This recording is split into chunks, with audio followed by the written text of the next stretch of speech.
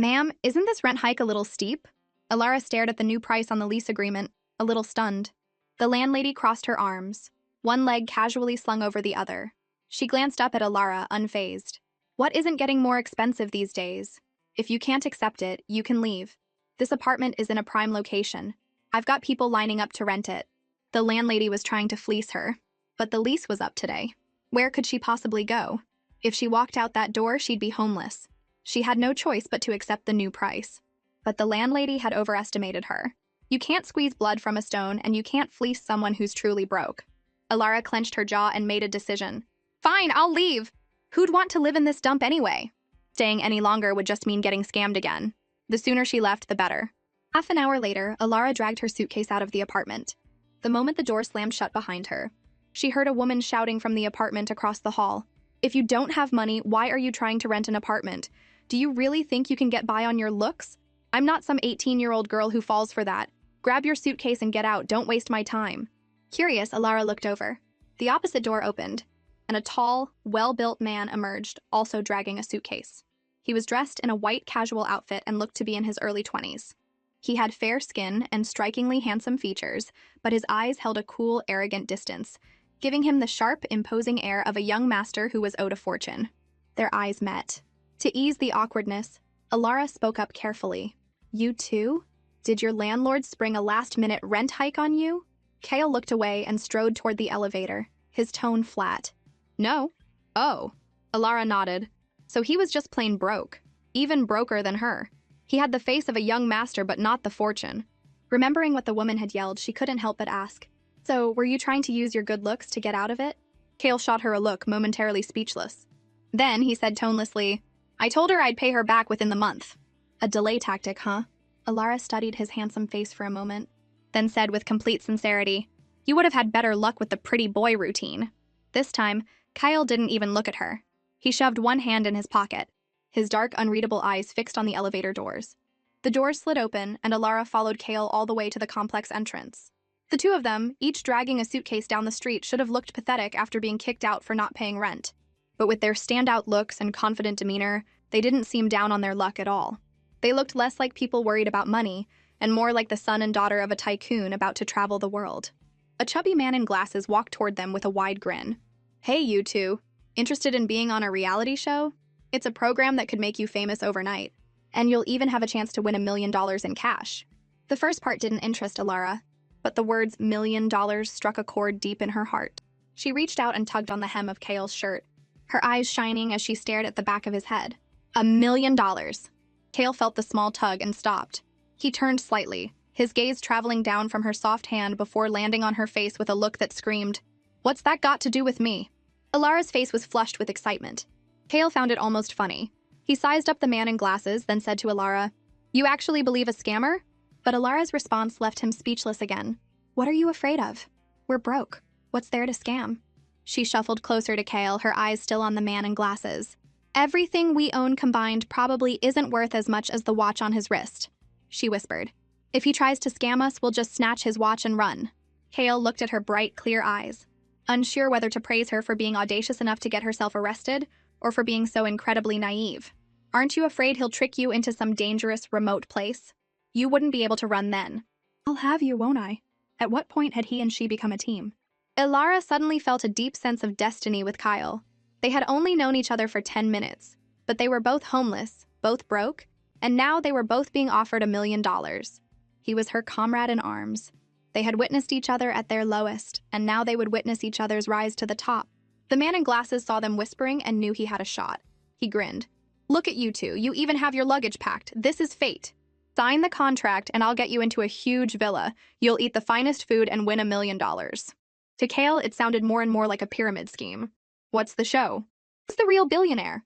Alara's smile froze. Who's the real billionaire? Well, she wasn't, and the guy next to her couldn't possibly be. The show's title had absolutely nothing to do with them. It seemed the $1 million was about to slip through their fingers. The man saw her disappointment and quickly explained, It's okay if you're not a billionaire. You just have to be good at pretending to be one. The show will have 4 teams of guests, but only one is genuinely rich. At the end, the audience will vote on who they think is the real deal. If you successfully trick them, you win the $1 million prize. Alara got it. So we just go on and act the part? The man nodded with a smile. You could say that, and the show will provide each fake team with a $100,000 budget. Even if you lose, you get to keep that $100,000 as your payment for the 5 days. Alara's eyes lit up. I think we can be frugal with that $100,000. Even if we lose, we'll still have money left over. It's a win-win. The man pulled out a contract for the fake billionaire role and introduced himself as Kevin Zhang, the show's assistant director. Welcome aboard. Kale carefully read through the contract's terms before neatly signing his name. Once he was done, Alara signed hers. She glanced at the name he had just written. His handwriting was nice, with sharp, decisive strokes, much like the man himself, a little edgy and intense. Your name is Kale. That's a nice name. Kevin's eyes widened, darting between them. You two don't know each other? I thought you were a couple. A couple? Alara turned to look at Kyle, who remained silent and utterly unfazed. She couldn't imagine what this serious, unsmiling man would be like in a relationship. It would probably be incredibly boring. A couple was out, but partners sounded good. Kevin pulled a bank card from his pocket. Here's the $100,000 from the show, and the PIN is 192837. Kale leaned back on the sofa, crossing his long legs. His posture was lazy and casual, yet it exuded an air of effortless and commanding nobility. Alara studied his convincing act and suddenly felt like half the million was already in her pocket. She looked at the bank card on the coffee table. So, how do we split this? Divide the spoils now or what? Kale spoke nonchalantly. You hold on to it for now. Alara nodded. If we win the million, we split it 50-50. If we don't, we split this 100,000 50-50. Sound good? Kale had no problem with that. 3 days later, the show premiered and a hot topic exploded online.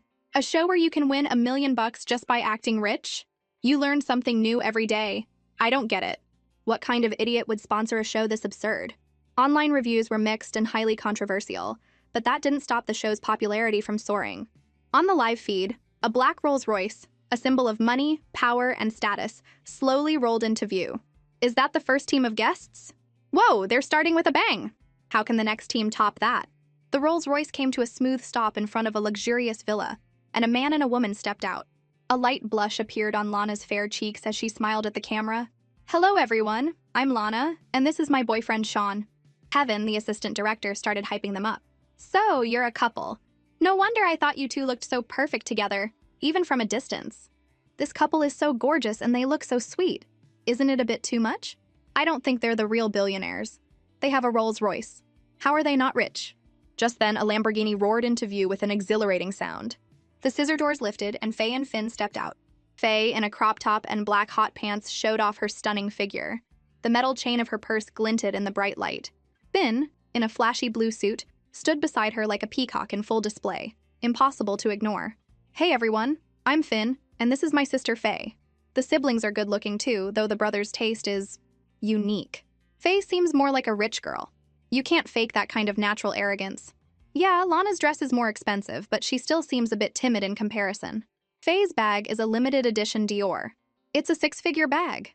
The two siblings just got out of the car when a helicopter descended from the sky. Kevin was stunned. Helicopter to a reality show?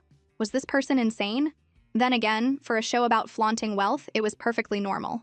Jay, dressed in black cargo pants and a white shirt, jumped out of the helicopter with a cool, easy motion.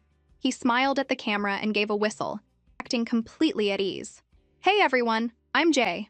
And this is my sister Jade.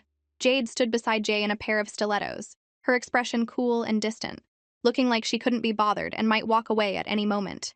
Jay chuckled and said casually, Sorry, rush hour traffic was a mess and my sister is not a morning person. We had to take the helicopter to avoid being late. Jade shot him a fierce glare. Jay flinched and silently wondered what he'd said wrong. Using a helicopter to beat rush hour traffic. I'm so jealous. Do these two siblings actually like each other or not? I'm not sure. A Rolls-Royce, a Lamborghini, and a helicopter. I can't wait to see what the last team brings. If the last team doesn't show up in a rocket, I'm not even going to bother. 15 minutes later, amidst great anticipation, the final team finally arrived. 2 figures appeared in the distance and everyone on site froze. They're probably just passing by, right? Is that the last team of guests? I think so too. Or maybe their staff. There's no way they're guests. Amid the doubtful murmurs, Alara and Kale, dressed in ordinary clothes, calmly pulled up on rental bikes and stopped in front of the camera. Kevin scratched his head, confirming that these were the 2 fake billionaires he had recruited. He was baffled. Rental bikes? Were they serious? The others had arrived in luxury cars and a helicopter. Alara smiled faintly. Hi everyone, I'm Alara, and this is my friend Kale. As she spoke, she glanced at the man beside her. Kyle was as composed as a real billionaire. Not bad acting, she thought. I think we're going to be great partners. Kevin's smile was stiff as he asked the million-dollar question. What made you decide to come to the show on rental bikes? He might as well have said, how dare you compare rental bikes to luxury cars and helicopters? Alara glanced at the unaffordable vehicles parked nearby, suppressing the urge to gasp. She straightened her back and said with perfect composure, we're being eco-friendly. Kevin was so impressed he almost gave them a thumbs up. This was some next-level faking. He suddenly felt like his own perspective had been broadened. Now this is the kind of big-picture thinking you'd expect from the truly wealthy. I think they're the real billionaires. I agree. Actually, the truly rich are very low-key. They're not even fazed by the helicopter and luxury cars. They've clearly seen it all. And they aren't the least bit embarrassed or flustered about riding bikes to the show. Their composure is flawless. So they must be the real billionaires. Kyle parked his bike, his eyes briefly sweeping over the rear of a black Lamborghini. His gaze paused for a second before returning to normal. As Alara and Kale walked in, all eyes turned to them. A sharp, mocking voice cut through the air. Well, the ones who came on rental bikes. No wonder you were so slow. Next time, just call me. I'll have my brother pick you up in his Lamborghini. Alara looked at Faye, who was dressed for warm weather, and a small smile played on her lip. She sat down in the seat, replying in a nonchalant and dismissive tone. If you're so eager to be our free chauffeur like that, I don't mind giving you the chance. It's just that I'm not a big fan of sports cars. I prefer something more comfortable to sit in. Next time you want to pick me up, remember to switch to a different car, okay? Faye had wanted to mock Alara and Kale and show off her luxury car, but she hadn't expected Alara to be even more shameless. Not only did Alara treat her like a free driver, but she was also acting like a boss, picking and choosing her ride. The nerve of this woman. I was about to retort when Finn, his face a little grim, placed a hand on her arm and gave her a look. Faye immediately fell silent. Alara gets an 8 out of 10 for that comeback. Faye tried to mock them but ended up being treated like a free ride. Alara's mindset and quick thinking are definitely what you'd expect from a billionaire. Kale, who had followed Alara in, also glanced at Faye. With his hands in his pockets, he casually added, and I don't like riding in second-hand Lamborghinis. His tone was light, but his eyes were deep and steady, and his expression was so natural that it was hard to doubt his words. Faye and Finn's expressions visibly froze. They swallowed nervously, a reaction that clearly showed Kyle had hit the mark. Alara looked at Kyle in astonishment. He could tell their Lamborghini was secondhand just by looking at it. This guy was a pro. What's going on? Faye's Lamborghini is secondhand. The fake rich girl exposed. How did that handsome guy know? Was he just guessing? Not just the viewers were curious, Alara was too. She whispered so only he could hear. How did you know? Kale's tone was flat. That car used to be mine. Alara scoffed and patted his broad shoulder lightly. Come on, buddy, you don't have to keep up the act with me. That's not cool. Kale lowered his eyes to look at her, not bothering to explain, just coldly saying, don't call me your friend. Then he strode ahead. Alara snorted to herself. Still pretty cool, though. Jay started the conversation. The director said we have to sort out our own breakfast, lunch, and dinner. What are you all thinking for lunch? Sean, sitting properly on the sofa, casually rolled up his sleeves, revealing a gleaming watch. There's a pretty good Japanese place on the main street, but you usually need a reservation. I'm a VIP there, though, so we can skip that step. If you all want to go, lunch is on me. Lana, holding Sean's arm, added with a soft smile, the Japanese place Sean mentioned is really good. We should all go try it. Faye, still smarting from her earlier defeat, wanted to regain some ground and salvage her rich girl image. She fiddled with the chain of her limited edition bag and said, what's so great about Japanese food? Let's get steak instead. I know a 5-star steakhouse that's amazing. The meat is tender, the service is great, and I'll pay. Finn, sitting next to her, crossed his legs and nodded. Steak works. I'm not a big fan of Japanese food. Let's do steak. It's on us. At the mention of steak, Jay suddenly got excited. Speaking of steak, I know a really unique place that only serves 5 tables a day. I know the owner. How about I treat everyone? Jade, who had been silent and aloof, suddenly spoke up coldly. Not going. Faye looked at Jade, assuming she was just being cheap and didn't want to pay for everyone. She said smugly, how about this, Jay? You contact the owner and I'll cover the bill. Sean didn't want to be outdone. I can pay too. Compared to the scene of them fighting over the bill, Alara and Kale were unusually calm. Alara sat on the sofa, her gaze directed out the window, looking like she was lost in her own thoughts. Alara, though calm on the surface, was internally freaking out. Why are they fighting to treat everyone? These people will do anything to show off their wealth. Once they had argued for a bit, she cleared her throat and in the calm tone of a CEO said, "Why are we wasting time on such a small matter? Let's do it this way. Faye pays today, Sean pays tomorrow, and Jay pays the day after. We'll just take turns." The other three teams fell silent and turned to look at her. What she said made sense, but something felt off. Then it hit them. Faye pays today, Sean pays tomorrow, Jay pays the day after, but Alara never pays. She wasn't spending a dime and was still bossing them around like a CEO. Kale wasn't paying close attention, but he could still hear. He thought Alara would just quietly accept a free meal, but he never imagined she'd plan out free meals for the next 3 days. It's just lunch. Why are they making such a big deal about who pays? See, that's how a leader acts. Calm and composed in the face of chaos. I agree. Alara and Kyle are definitely the real billionaires. People with real status wouldn't bother with these petty displays. Alara let out a barely perceptible sigh, wondering if her act had been successful. Today, her and Kale's strategy was all about a particular vibe, the vibe of not spending a single cent. Faye looked at Alara and Kale with disdain and snorted. "So you two just get to freeload off us for 3 meals? Alara tapped her fingers on the armrest of the sofa and gave a lazy smile. She corrected her lightly. "You were the ones fighting to treat us, not that we wanted to freeload. Besides, do we look like people who care about the cost of 3 meals? Faye, still annoyed, shot back, "Who knows?" Alara's gaze swept over the other 3 teams, and she said generously, "If you don't want to pay, just say so. We'll treat for all 3 meals." Since they were all there to act rich and show off, there was no way they would give Alara and Kyle such a perfect opportunity to shine. The other 3 teams, without a second's thought, all blurted out in unison, "No." Alara knew that would be their answer. Finn shot another look at Faye, who realized she had been too hasty. She swallowed her frustration and turned her head to look away haughtily. Jay stepped in to ease the tension with a smile. "Then let's do as Alara said. We'll take turns." Sean then said magnanimously, "Riding a bike is too far. Why don't you ride with us?" Sean's attitude was different from Faye's, so Alara saw no reason to argue with him. Besides, who would ride a rental bike when they could ride in a Rolls Royce? Alara smiled politely. "That would be great, thank you." Sean and Lana sat in the front, while Alara and Kale sat in the back. It was Alara's first time in a Rolls Royce, and she had to admit, it was as comfortable as you'd expect from something built with money. She glanced at Kale and saw him leaning back with his eyes closed, resting. "Right, I have to be calm too," she thought. "I'm a billionaire now. I can't let them see that I've never been in a Rolls Royce. I can't look like I've never seen the world." So she copied Kale and closed her eyes to rest. Sean, seeing them both completely relaxed in the rearview mirror, suddenly felt like he was their chauffeur, driving the young master and Miss out for the day. Am I the only one who thinks Alara and Kyle look like a couple? They even sit in the car the same way, like they were cut from the same cloth. I'm already shipping them. The private room at the restaurant was already prepared for them. The decor was stylish, and the floor-to-ceiling windows offered a stunning view of the river. But Alara had no time to admire the scenery. She was too busy trying to figure out which hand was for the knife. She glanced around and saw Kale slowly enjoying his meal. His long, elegant fingers held the knife and fork, expertly cutting his steak into even pieces.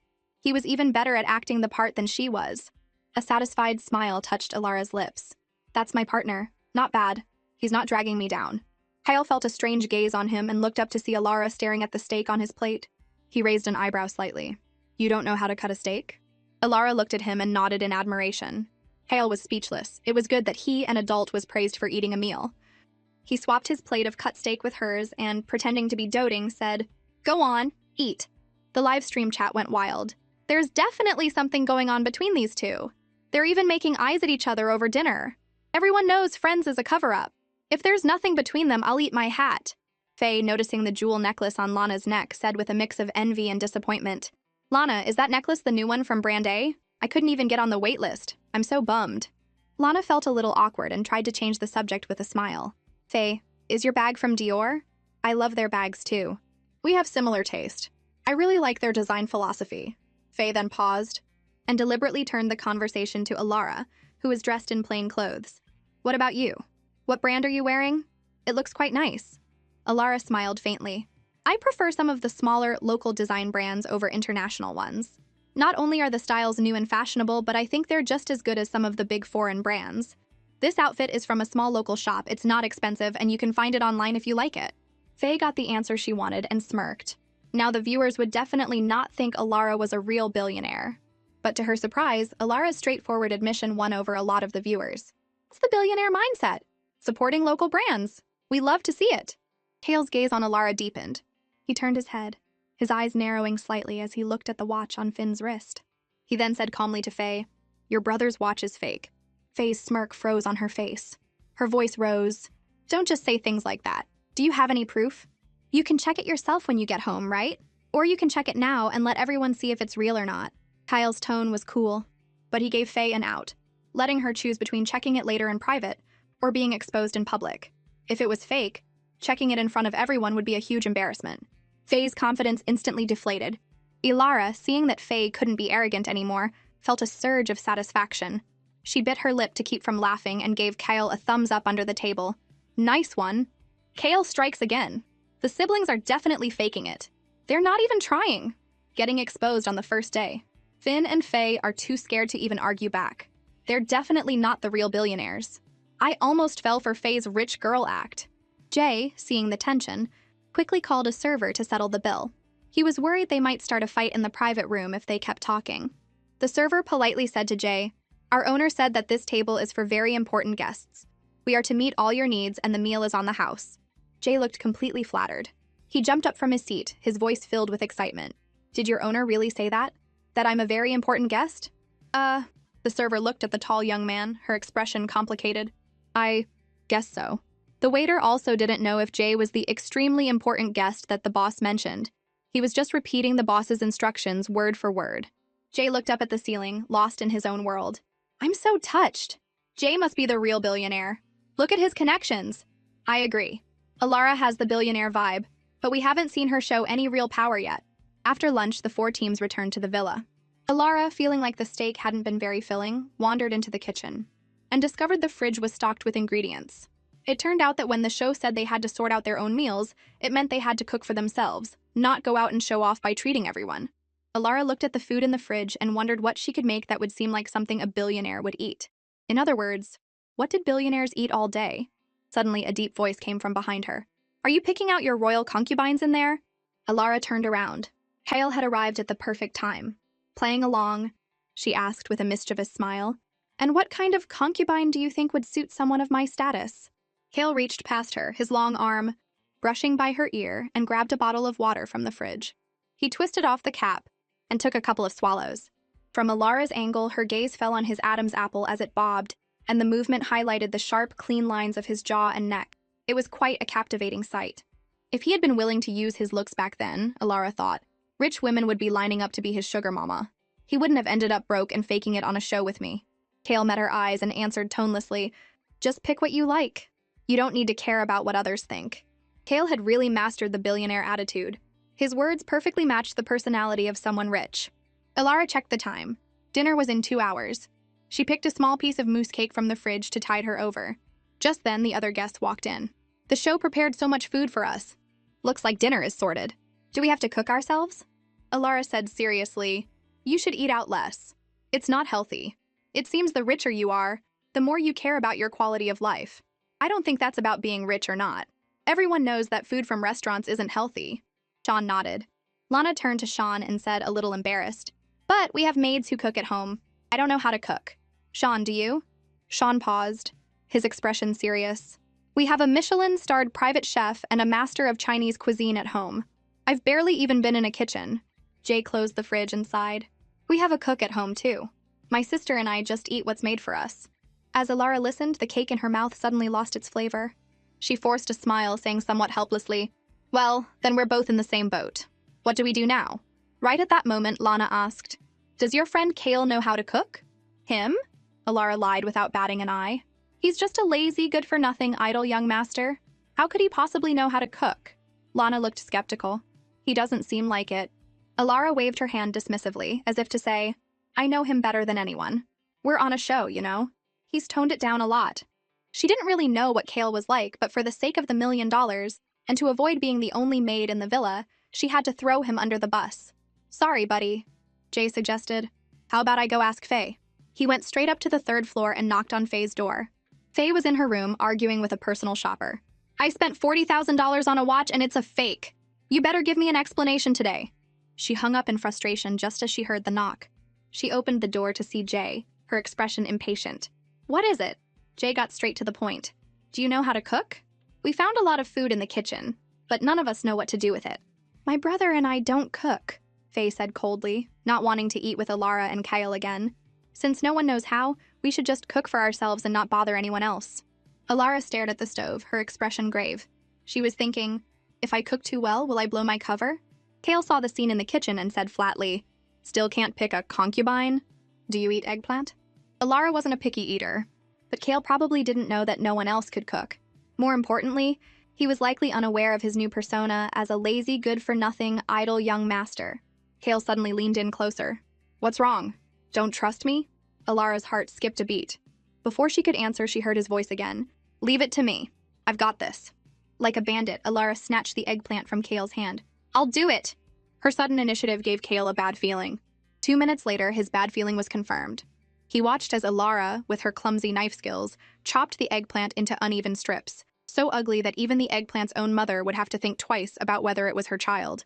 Kale raised an eyebrow. Are you performing microsurgery on that eggplant? Alara, looking like a total novice, said defensively, I'm afraid of cutting myself. This is exactly how a beginner who's never been in a kitchen should act, Alara thought confidently. Faking incompetence? So easy. She glanced around, then asked Sean, who was cooking with surprising skill. Chef Sean, how do you turn on the stove? Sean looked at the pure stupidity shining in Alara's eyes, and his brow twitched. Turn it to the left. As he said it, Sean's hand paused, his heart lurching. He had also claimed he couldn't cook, but compared to Alara, the kitchen novice, wasn't he a little too skilled? And she had just called him Chef Sean, and he had actually responded. The live stream chat erupted in laughter. Alara, are you for real? Is this really Sean's first time? He looks like a pro compared to Alara. Kale watched Alara fumbling to turn on the stove. The pan wasn't even hot yet, and she already poured in the oil, followed by the salt. Kale tensed up, looking at her in complete confusion, trying to give her a hint. Shouldn't you put the vegetables in before the salt? Alara, pretending not to understand, gave him a blank look. Huh? Is that how it works? It's fine. It doesn't matter when you put it in. It's all in the pan now. It's not going anywhere. Kale wanted to run. Let me do it, he said, his tone leaving no room for argument. But Alara wasn't about to let him steal her spotlight. She used her body to block him from her masterpiece. She said confidently, Trust me, I've got this. I'm going to make you the most delicious dinner of your life. A cold laugh escaped Kale's lips. More like the last dinner of my life. You need to have faith in your friends. I'm starting to think dinner isn't essential. The viewers were in stitches. These two are killing me. Alara clearly has no idea what she's doing. She's obviously a spoiled rich girl.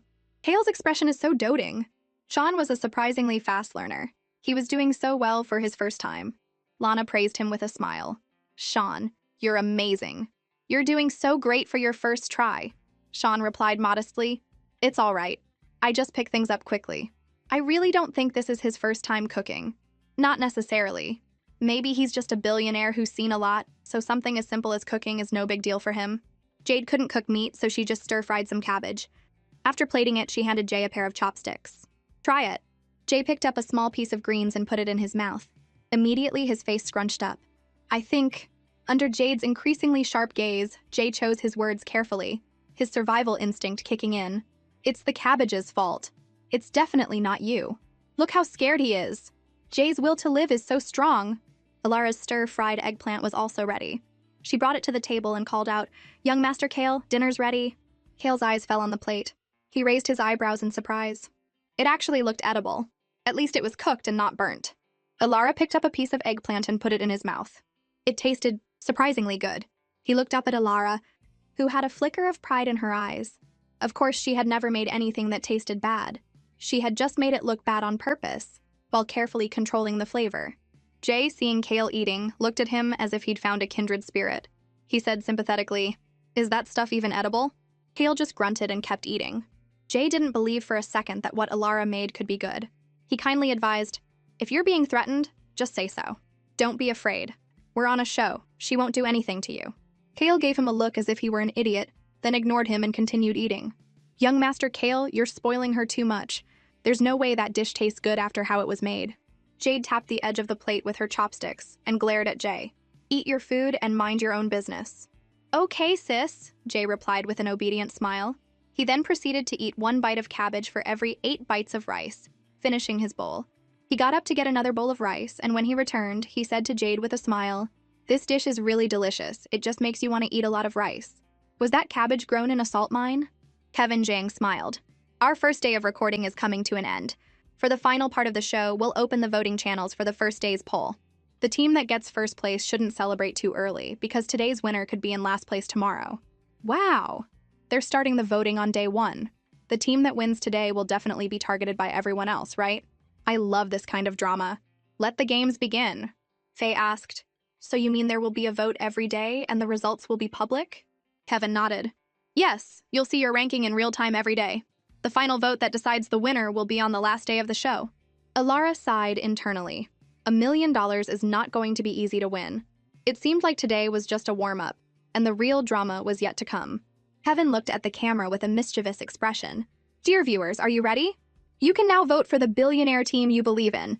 Which team will be number 1 today? Half an hour later, the results were in. In first place were Alara and Kale.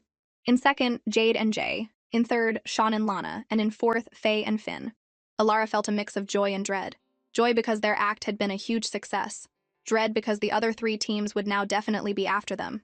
This wasn't just a public vote, it was a public declaration of enemies.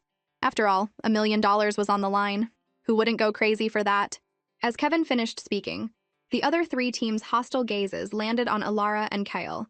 Alara looked at the camera with a cool, nonchalant expression, pursing her lips as if to say, "Oh, you figured it out this quickly? How boring." As for Kale, he was even more composed than Alara. He leaned back on the sofa, his elbow resting on the armrest, looking completely uninterested in winning first place or the $1 million prize. Why do I get a money doesn't interest me vibe from these two? Is this what they call a cool guy and a cool girl? That's rich people for you. They can be so calm even when they're in first place. The first day's live stream ended there. Since there wasn't much to film while they slept, the cameras were turned off. All the other teams immediately went to their rooms to rest, leaving Alara and Kyle alone. Her happiness was impossible to hide. We were so good today. Kale's tone was cool, dampening her enthusiasm. Don't celebrate too soon. Tomorrow they'll definitely try to make everyone think we're the fakes. Kale was right. The other 3 teams wouldn't just stand by and watch them win, but they couldn't lose their momentum. A smile played on Alara's lips, and she looked like she had it all under control. She leaned a little closer to Kyle and beckoned with her finger. Do you know what you really need to get by in this world? Kyle guessed randomly. A righteous spirit? Nope, Alara said flatly. A bulletproof hide. I've got nothing to lose. You think I'm scared of them? I came on this show with no money to compete against them. Do I look like an ordinary person to you? So you need to have faith in me. We are going to win that $1 million. After her passionate and uplifting speech, she didn't forget to praise Kale. But you did a great job today. You really impressed me. Kale didn't respond. Seeing his silence, Alara figured it was because they hadn't known each other for long. He probably didn't see her as a real friend yet. But even if they weren't friends, they were partners. And they needed to build some camaraderie for better teamwork and a more harmonious partnership. That would help them succeed. So Alara took the initiative again. We're great partners. I praised you, so don't you want to praise me back? What did you think of my performance today? Is there room for improvement? Kale slowly stood up and looked down at her, his lips parting slightly. The food was good. Don't make it again. Alara puffed out her cheeks in frustration. It was a compliment, but it also kind of wasn't. After saying that, Kale started to head upstairs. Alara, not wanting to sit there alone, followed him, also heading to her room. As they reached the second floor, Kyle suddenly stopped. Alara peeked out from behind him, confused. She saw Lana, who seemed to have just come down from the 3rd floor and was heading to a room on the 2nd floor. Before Alara or Kyle could say anything, Lana looked flustered. She blushed and explained, Sean texted me. He said he can't sleep, so he might not be used to the new place. Alara watched Lana's awkward explanation, then leaned forward with a casual air. We get it. You should go. Sean is waiting for you. Lana gave an embarrassed smile and hurried toward Sean's room. Alara watched her retreating back thoughtfully. Then a mischievous glint appeared in her eyes. She looked up at Kale's tall figure. She flashed a sweet smile and asked, Did you sleep well tonight? Does sleeping in a new place feel boring? Kale stopped in his tracks. He turned around, an eyebrow raised, his expression curious. Alara's lips curled into a meaningful smile. Add me on WeChat. I'll send you something explosive later. I guarantee it'll get your blood pumping, fill you with fighting spirit, and add a unique spark to your long, lonely night. There it was again. That bad feeling. Alara's smile was mysterious. Kale, as if under a spell, pulled out his phone and added her on WeChat. For some reason, he felt a strange sense of anticipation. Before she left, Alara whispered to Kyle, Don't let anyone else see it. It's for your eyes only. As soon as Kale got back to his room, his phone buzzed 3 times in a row. He hesitated for a moment, then decided to take a look. 3 links with jumbled text appeared on his screen. Kale frowned, tapped the screen, and opened the first link. The web page loaded, and a bold headline appeared before his eyes. He let out a soft chuckle. The headline read, "How to Fake It with Style." He closed it and opened the second link, 108 ways to fake it till you make it. And the third, pro tips, the secrets to showing off your wealth you can't afford to miss. He closed the browser and another message from Alara came in. So, explosive enough for you? Feeling pumped and ready to fight? Don't you feel like that million is already yours? I think Lana went to Sean's room to strategize. We can't fall behind. You should study these tonight and brush up on your wealth-flaunting skills. Kale tilted his head and smiled. He was about to lock his phone and toss it aside when a hot search notification popped up at the top of his screen. Lazy young master Kale disliked by rich miss. Kale suddenly felt like this young master Kale sounded familiar. He clicked on the hot search and couldn't help but laugh in exasperation. The content was a clip from that afternoon when Alara had called him a lazy, good-for-nothing, idle young master in front of the other guests. The show needed buzz. Even though it was a show about billionaires, they couldn't miss out on the popular trend of shipping couples. That was why all these strange hot searches kept appearing. Kale went back to his chat with Alara. He replied, "I'm not reading them." "Why not?" "Because I'm lazy, good-for-nothing, and idle. The viewers aren't even buying our ship anymore. It was a last resort, all for our $1 million. Don't worry about it. It's not like we're ever going to be in a real relationship. Just play the part I gave you." Alara lay in bed. A few minutes passed, and Kyle still hadn't replied. Is he mad, she wondered? He can't be that sensitive, can he? The next morning, Alara was woken up by a knock on her door. "Alara, are you up?" It was Lana's voice. "I'm awake." Alara shook off her sleepiness and got out of bed to open the door. "I just got up." "What's wrong?" Lana explained. "The show has arranged for us to go shopping after breakfast. You should get ready now." Alara nodded slightly. "Thanks, I got it." After Lana left, Alara closed the door and went back into her room. She sat on the edge of the bed and checked her phone. Kyle still hadn't replied. Is he really mad? You have to secure the home front before you can deal with outsiders. Today, they had to face their rivals together. They couldn't have internal conflicts now. With $1 million at stake, she sent Kale another message. "The show has plans for us. Why didn't you tell me? Aren't we supposed to be good partners?" Kale replied instantly. "The 3rd floor is for the female guests. I'm a guy. It wouldn't have been appropriate." So proper, she thought. Well, at least he's not mad. She couldn't let $1 million slip away. Alara washed up and chose a cream-colored long dress. Her tall, slender figure looked stunning in it, the cinched waist highlighting her perfect curves. As she walked downstairs, the live stream had already begun. 3 minutes. I need all the info on that dress. Found it. The same dress is $19.99. Link is here. It's a local brand. Buy with confidence. Alara is so eco-friendly, patriotic, and has great values. As Alara approached, Kale, who was ahead of her, looked up in her direction for a moment, then looked away. A second later, his eyes darted back for another look. Look! Isn't young Master Kale staring at her? My ship is definitely real. Today's breakfast was provided by the show. After eating, everyone headed to the largest shopping mall in the city center. Jay hated shopping. He stood in front of the mall entrance with a miserable expression. Do guys have to go in too? Jade glanced at him. If you don't go in, who's gonna carry the bags? Finn pulled out a gleaming gold bank card and handed it to Faye. You go ahead. I'm not going in. Pick something nice this time and don't get scammed again. Call me when you're done. Faye took the card with a frown and said haughtily, it was that unreliable personal shopper's fault. Who knew he'd try to pass off a fake on me? You go sit in that coffee shop. I'll call you when I'm done. I wish I had a brother like that. He doesn't make you shop with him and just gives you a card. As far as I know, you need to have a daily balance of at least 6 figures to get a gold card.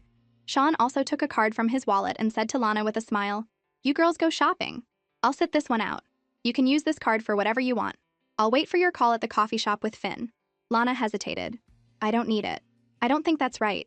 Sean took her hand, his tone gentle. What's not right about it? You're my girlfriend. What's wrong with spending my money? Go on, take it. Lana blushed, took the card, and stood on her toes to give Sean a light kiss on the cheek. Then, Jay also pulled out a card for Jade. Sis, you may not have a boyfriend or an older brother, but you have a younger brother. It's on me. I'll be waiting at the coffee shop for you too. Is today's challenge to see who can max out their guy's card first? Wow, I love watching other people spend money. Faye, seeing that everyone but Alara had financial support, sneered, Young Master Kale, your friend is going shopping. Aren't you going to help her out? Every other team has a guy backing them up. You're making her look bad. You could at least pretend. Alara knew Kale's situation perfectly. He couldn't even afford rent. So how could he possibly have a gold, diamond, or platinum card? Before Kale could speak, Alara smiled and said first of all, he's my friend. So he doesn't need to give me money to spend. Second, I'm perfectly capable of earning my own money, so I don't need to spend any man's money. And finally, he's not disrespecting me. He just knows I'm not the type to casually spend other people's money, and he knows I don't care about appearances. Alara is a queen, the perfect example of a modern woman. Why should a woman have to spend a man's money? This is exactly how a real billionaire heiress should act. After her speech, Alara added, I'm not trying to say anything else. This is just my personal opinion. It might be different from yours. Faye gritted her teeth in frustration. Damn it, she managed to spin it her way again. Alara then turned to Kale and said, It's probably not convenient for you to be with us girls anyway. You should go wait with them at the coffee shop. Kale slowly nodded. As he walked toward the coffee shop, Alara suddenly realized something. Kale didn't have any money. She couldn't let him go without even being able to buy a drink. Alara quickly took out her phone, opened WeChat, and transferred him some money. Kale, who hadn't gone far, felt his phone vibrate. He pulled it out and saw the message. For you to buy a drink. Kale glanced at the menu. A bottle of water was $2.50. Alara was stunned. Listen to me, we're not falling for that tourist trap. What kind of water costs $2.50 a bottle? It's not that I'm cheap, but you're only 21. You haven't really entered the real world yet. As someone with more experience, let me tell you, money is hard to earn. You need to save this $50,000 for your future wife. Being good-looking isn't enough. So I suggest you save where you can. Just hold on for a bit. When I'm done shopping, I'll buy you a juice box. Now, send the $1 back. Kale tilted his head and smiled silently. So that last sentence was the real point, wasn't it? Lana turned around and asked gently, Alara, what are you busy with? Alara answered openly, Nothing, just a friend needed something. Jade, who had been silent and aloof, chimed in jokingly, Could it be a boyfriend? Alara shook her head without hesitation. No, I don't have a boyfriend. I don't have time for love when I haven't even made my money yet. Did you hear that, young Master Kale? Alara is single. Go for it. Young Master Kale needs to step up his game. Faye picked up a white, off-the-shoulder top and looked at it in the mirror. Lana came over and praised her sincerely. That top really suits you. It would look great on you. Faye, pleased that her taste was being recognized, smirked. I think so too. Jade, hearing them, looked over curiously. That top looks familiar. Isn't that the same style Alara wore yesterday? I just looked it up online. This one costs $2,800. Similar style, different price. Oh, then Alara's is a much better deal. I want to buy that one too. I'm going to order it now. Faye frowned, her tone dripping with sarcasm. How could it be the same? How can you compare something from a flea market to a $2,800 top? Alara turned to face Faye and gave a disdainful smile. You're right. They're not the same. One costs over $2,000 more. The live stream chat erupted in laughter. Nice one, Alara. Alara's looked like it was good quality too. I looked at the official website. The material is almost the same. The extra $2,000 is just for the brand name. That's what you call smart shopping. Alara is so sensible. But seeing all this, I just have one question. Is Alara a real billionaire with sensible spending habits, or is she just broke? Faye walked over to a nearby sales associate and said with a smile, Hi, which item is your new arrival? This long dress is our new arrival. With your figure, it would look stunning on you. Faye took the dress and walked right up to Alara, pretending to be helpful. Alara, I asked the sales associate about their new arrivals, and they showed me this dress. But I think it would suit you better. Why don't you try it on? Lana also took a look. Alara was wearing a long dress today too, so she chimed in, Alara, you should try it. You look really good in long dresses. Even though Faye has been annoying since the show started, I have to admit that dress would be perfect for Alara. She's got good taste. To be honest, the dress, from its style to its fabric, was everything Alara wanted. But when her eyes scanned the price tag, her heart skipped a beat. If she didn't win the $1 million, and she and Kyle split the $100,000 from the show, she would only get $50,000. No, she thought, the bread will come and the dress will come, but not now. Faye, seeing that Lana was also chiming in, continued to egg Alara on. See, even Lana says it suits you. If you don't buy this dress, I think you'll definitely regret it. Alara thought to herself, so that's why Faye is being so nice. She wants me to spend money. Alara steadied her racing heart, glanced at the dress and said with a light smirk, her tone breezy, I don't like to overspend on material things. The sales associate knew it was a lost cause. She had been in sales for years and was a good judge of character. Faye gave a contemptuous smile, as if she were casually exposing her. "Oh, could it be that you don't have any money on you?" Alara just laughed, completely unfazed. "How much commission would you get if I bought this dress?" Faye was confused. "What do you mean? How much does this store pay you to be such a dedicated salesperson? Did you save up for that designer bag of yours with this part-time job?" "Yeah, even the actual sales associate isn't pushing it that hard. It's like she wants to grab the money right out of Alara's purse." "I think Faye is just being too pushy. To be honest, I'm also waiting for Alara to prove her wealth by spending some money." Faye anxiously explained. "I'm not. Don't make things up." The sales associate standing nearby quickly stepped in to vouch for Faye. "I can confirm that this young lady is not an employee of our store." Alara's expression was calm. "Since she's not, then she should mind her own business. Just because I'm not buying this dress doesn't mean I don't have money. I don't need you telling me where to spend my money." Faye was speechless. Just then, a woman walked in through the entrance of the boutique. She was dressed in a black professional suit and had a polite, poised smile on her face. She walked past the other 3 guests and approached Alara. "Excuse me, are you Miss Alara?" Alara looked at her a little confused.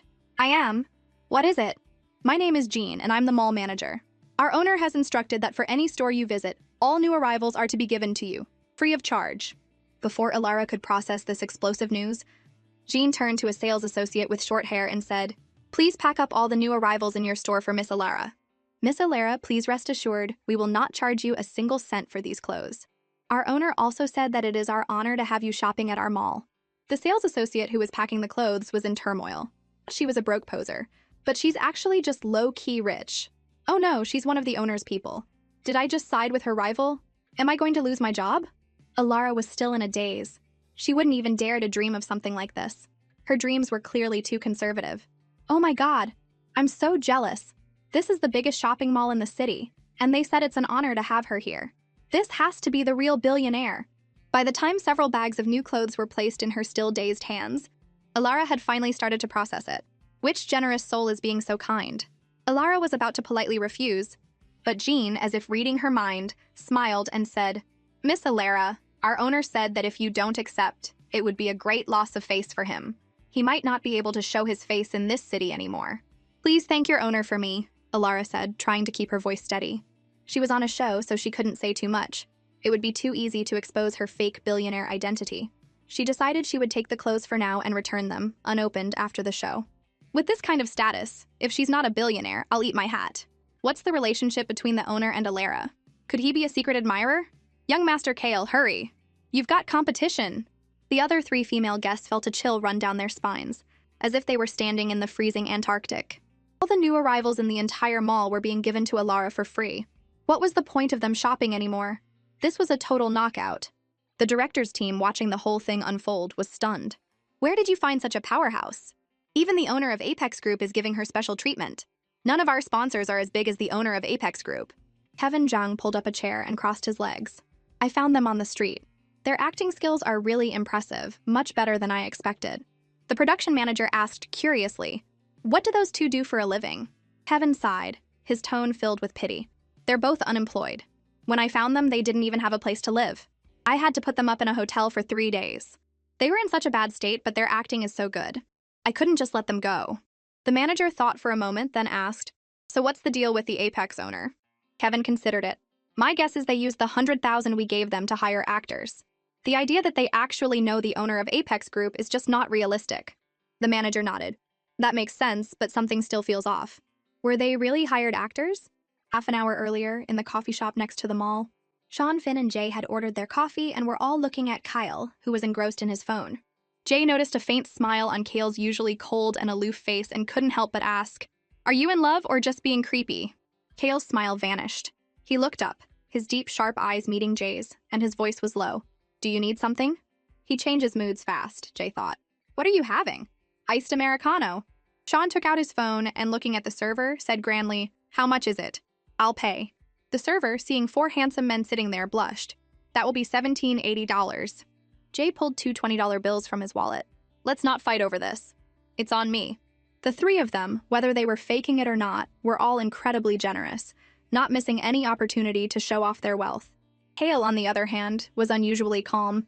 He stood up and said to a cameraman hidden in the crowd, "I need to make a private call. Don't follow me." The call connected. A fawning voice came through. Mr. Lin, what can I do for you? Kyle's tone was flat. A friend of mine is at the mall owned by Apex Group. Arrange something for her. Make sure she's treated well. Right away, Mr. Lin. What if your friend insists on paying? Kale said immediately. She won't pay, but you need to find a way to make her accept the items. What's your friend's name? What does she look like?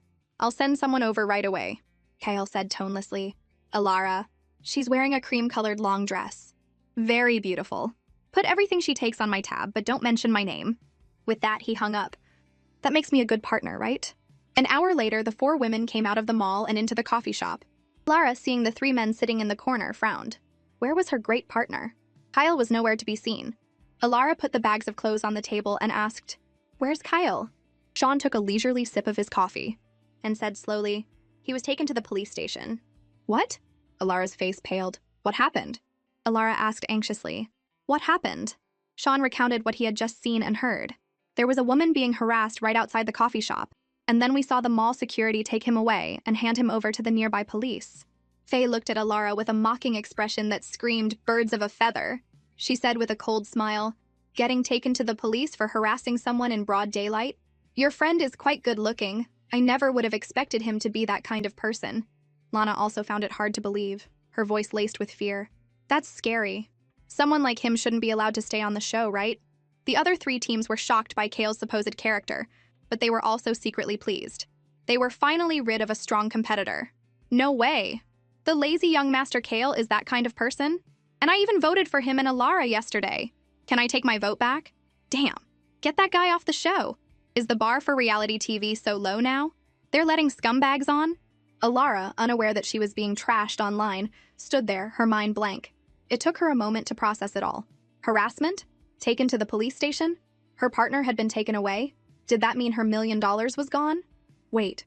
She hadn't known Kale for long, but she could tell he wasn't the type to harass someone. Could there be a misunderstanding? For the sake of her partner, she had to go see what was going on. Alara's brow furrowed, and she asked with a serious expression, Which police station? The one about 200 meters west of the plaza. If you're going, you can just walk. Before Sean could finish, Alara had already run off. When Alara arrived at the police station, she saw a uniformed officer walking out. She asked, Hi, I'm Kale's friend. Can you tell me what's going on with him? The officer didn't seem to be in charge of the case. He asked, We have a group here for a public fight and another for harassing a woman. Which one is your friend? Alara wasn't a professional, but this felt a little awkward. She opened her mouth and said, The harassment one. Follow me, the officer said, leading her into an office. Are these them? Alara looked at the 2 sleazy-looking men sitting in the office, then back at the officer and frowned. This isn't who I'm looking for. My friend isn't this ugly. One of the sleazy men glared at Alara. You're that brat's friend, right? Let me tell you, your friend hit my buddy. You're going to have to pay up. The mention of money immediately brought Alara back to her senses. Her eyes scanned the 2 men. I don't see a scratch on you. You look fine. This is a police station. Don't try to pull a scam. The skinny man next to him clutched his chest and said in a pained voice, Internal injuries? Another officer in the room slammed his hand on the table. You 2, shut up. If you hadn't been harassing someone, would you have internal injuries? Alara understood now. These 2 were no good. They were the real culprits. Alara turned to the officer and said with an innocent expression, You see, not only are they intimidating me with their looks, but they're also trying to extort me. You can't let them get away with this. The chubby man jumped up excitedly to defend himself. I didn't. Don't make things up or I'll... Realizing where he was, he quickly swallowed the rest of his words. Alara, pretending to be scared, took a step back and hid behind the officer. Now he's threatening me and telling me not to talk. The punishment has to be more severe now, right? The chubby man realized Alara was deliberately provoking him and looked at the officer in panic. Don't listen to her. We didn't try to extort her and we didn't threaten her. Don't make it more severe, the officer said sternly to the man. You shut up. Threatening someone in a police station? You've got some nerve. He then turned to Alara, his tone much softer. It's okay. You don't have to be afraid. He will be punished according to the law. Alara nodded. I trust you. The officer then took her to the office next door. As soon as the door opened, Alara saw Kyle sitting in a chair. He was leaning back lazily, his long legs spread out casually. Even in a police station, he didn't seem the least bit nervous or uncomfortable. Alara walked over to him and asked with a frown, Are you okay? Do you have any idea how worried I was? Kale remained unfazed, coolly exposing her. You were worried about your $1 million, right? Alara forced a smile. Don't say that. Your 50,000 is part of that million, isn't it? So I was worrying for you too. Still a money grubber through and through, Kale's lips curved into a smile. Thanks. Alara waved her hand, her tone light. What's there to be formal about? We're good partners. It's what I should do. As Kale gave his statement, Alara watched the security footage of the incident. In the video, a beautiful woman was standing near the coffee shop waiting for someone. The skinny, sleazy man walked past her and groped her. The woman cried out, and as the man was about to walk away cursing, Kale lifted his leg and kicked him square in the chest. The man immediately fell to the ground, wailing in pain. After learning the truth, Alara finally relaxed. Thank goodness. Her partner was still usable. When they left the police station, Alara praised Kale. Not bad. A hero saving a damsel in distress. You deserve some credit. Kale's expression was calm as he changed the subject. Are you done shopping? Yeah. Alara quickened her pace to keep up with his long strides. Let me tell you, I met a real sucker today. He said that for any store I visited in the mall, he'd give me all the new arrivals for free. Isn't that crazy? Kale stopped, his deep eyes meeting hers. He said directly, Could it be that I'm that sucker? Alara laughed as if she had just heard a joke. Are you kidding me? If you were that rich, how could you not even afford rent? Just then, a van pulled up in front of them. Kevin Zhang got out and asked Kale what had happened. Alara explained the situation, and Kevin relaxed. A moment later, he looked worried again. Have you two seen the news online? Not yet. Alara instinctively pulled out her phone. On the show's official social media, she and Kale were being torn apart by netizens. Kale also glanced at it, his eyes pausing. The comments were almost all telling them to get off the show. In the coffee shop, the other three teams had been chatting for a while, but they couldn't distract the viewers. What's going on with the show? Kyle is gone, and now Alara is too? Are they still on the show or not? What a waste of my time. I even voted for them yesterday. I can't believe young Master Kale, as handsome as he is, would do something like that. Right at that moment, the coffee shop owner suddenly approached, politely asking, Excuse me, are you all with the guy who just got taken away by the police? The six of them fell silent for a moment. They really didn't want to admit it, afraid the owner would judge them. He might even kick them out. They were on a live stream. Getting kicked out would be a national embarrassment. Faye smiled and cleverly replied, We came together, but we're just filming a show. We don't know him that well. Since you're together, the owner said with a smile, your table... Just as the six guests thought they were about to be kicked out, they heard the owner say, You can order whatever you want today. It's on the house. Faye frowned, asking uncertainly, You said it's on the house? Not just Faye, but the other guests also thought they were hearing things. Yes, on the house, the owner confirmed. Just as the viewers thought the owner had lost his mind, a netizen posted, Kale is trending again. Some bystander had recorded a video of the incident and posted it online. The netizens who had just been bashing Alara and Kale were now eating their words. Who was just bad-mouthing them? Come out and apologize. It's all Sean's fault. The way he said it made it so easy to misunderstand. When Alara and Kale returned to the coffee shop, the other six guests had already learned the truth from the internet. Jay, who had remained neutral, spoke first, saying, You're back. Alara nodded. She glanced at Sean, Faye, and Lana, her expression cold. Don't even talk to me. If it weren't for the three of them spouting nonsense on camera, she and Kale wouldn't have been dragged through the mud. Whether they had intentionally misled the viewers was still up for debate. But after all, her and Kale's team was in first place. Sean looked a little uncomfortable. Sorry about that. We misunderstood you earlier. Alara's expression was flat. Did you? It's fine. I understand your intelligence is limited. Anyone with half a brain wouldn't jump to conclusions based on a few words. Back at the villa, Kevin Zhang announced the second day's voting results. Today's first place goes to Alara and Kale, second place to Jade and Jay, third place to Sean and Lana, and fourth place to Faye and Finn. Faye frowned, skeptical. Are you sure that's not yesterday's results? They haven't changed at all? Impossible. These are today's results. Our show is streamed live nationwide, so don't doubt our authenticity. Alara and Kale, who had won first place for the second day in a row, maintained their money doesn't interest me expressions.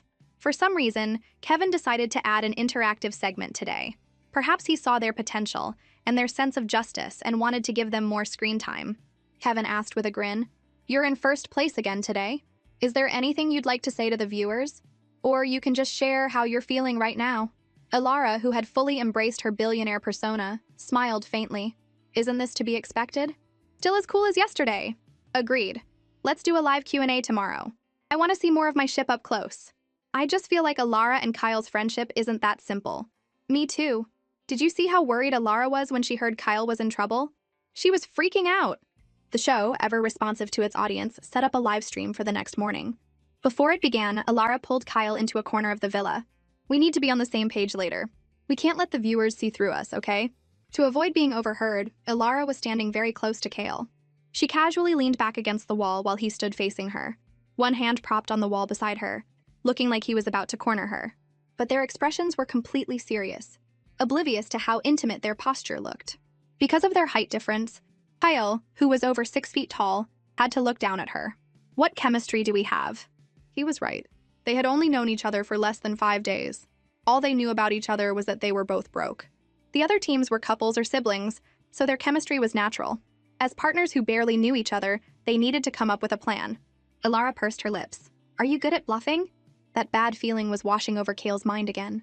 He sighed in resignation and said flatly, "No." Alara sighed too. After a few seconds of silence, she decided to take on the responsibility herself. "During the live stream, no matter what the viewers ask, you don't say anything. I'll do all the talking. You just nod, smile, and agree. That way, we won't give conflicting answers and blow our cover." Nod, smile, and agree. Kale nodded. Kyle's cooperation pleased Alara. They were halfway to the $1,000,000 prize. They couldn't mess it up now. Soon the live stream began. "Hi everyone! I'm Alara and this is Kale next to me. Ask away." "Alara, what's the real relationship between you and Kale? Are you dating?" Alara chose to answer this one. She smiled faintly and clarified, "We're just friends." "Is there really no chance for you two to be together?" Alara explained seriously. "It's impossible between us. He's not my type, he's too young. I'm not into younger guys." Kale stiffened and turned to look at Alara, his face darkening. Alara frowned slightly.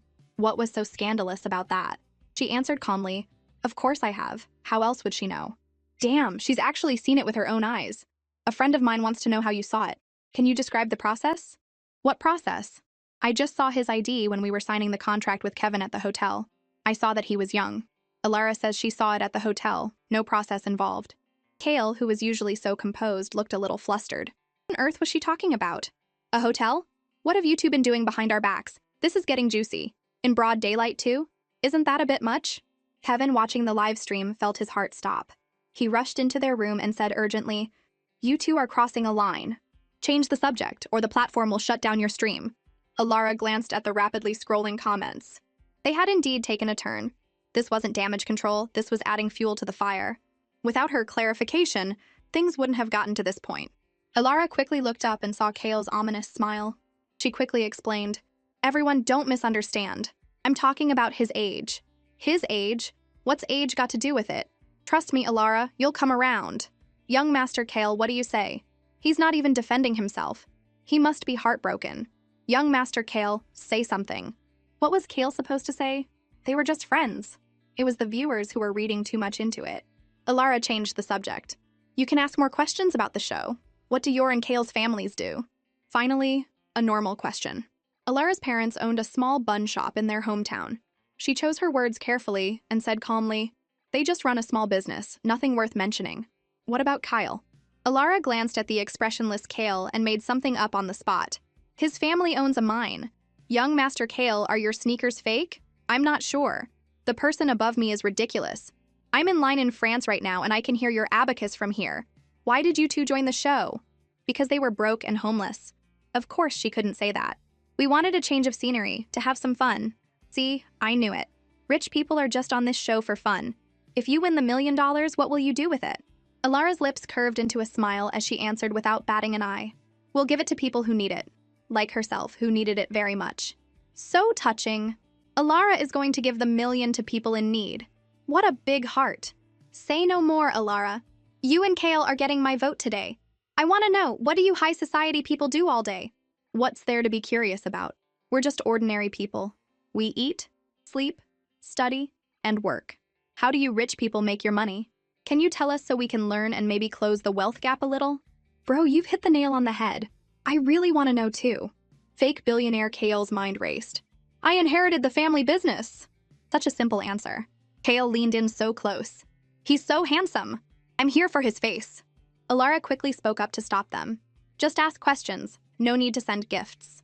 She was on the show to win $1,000,000, not to make money from viewer gifts.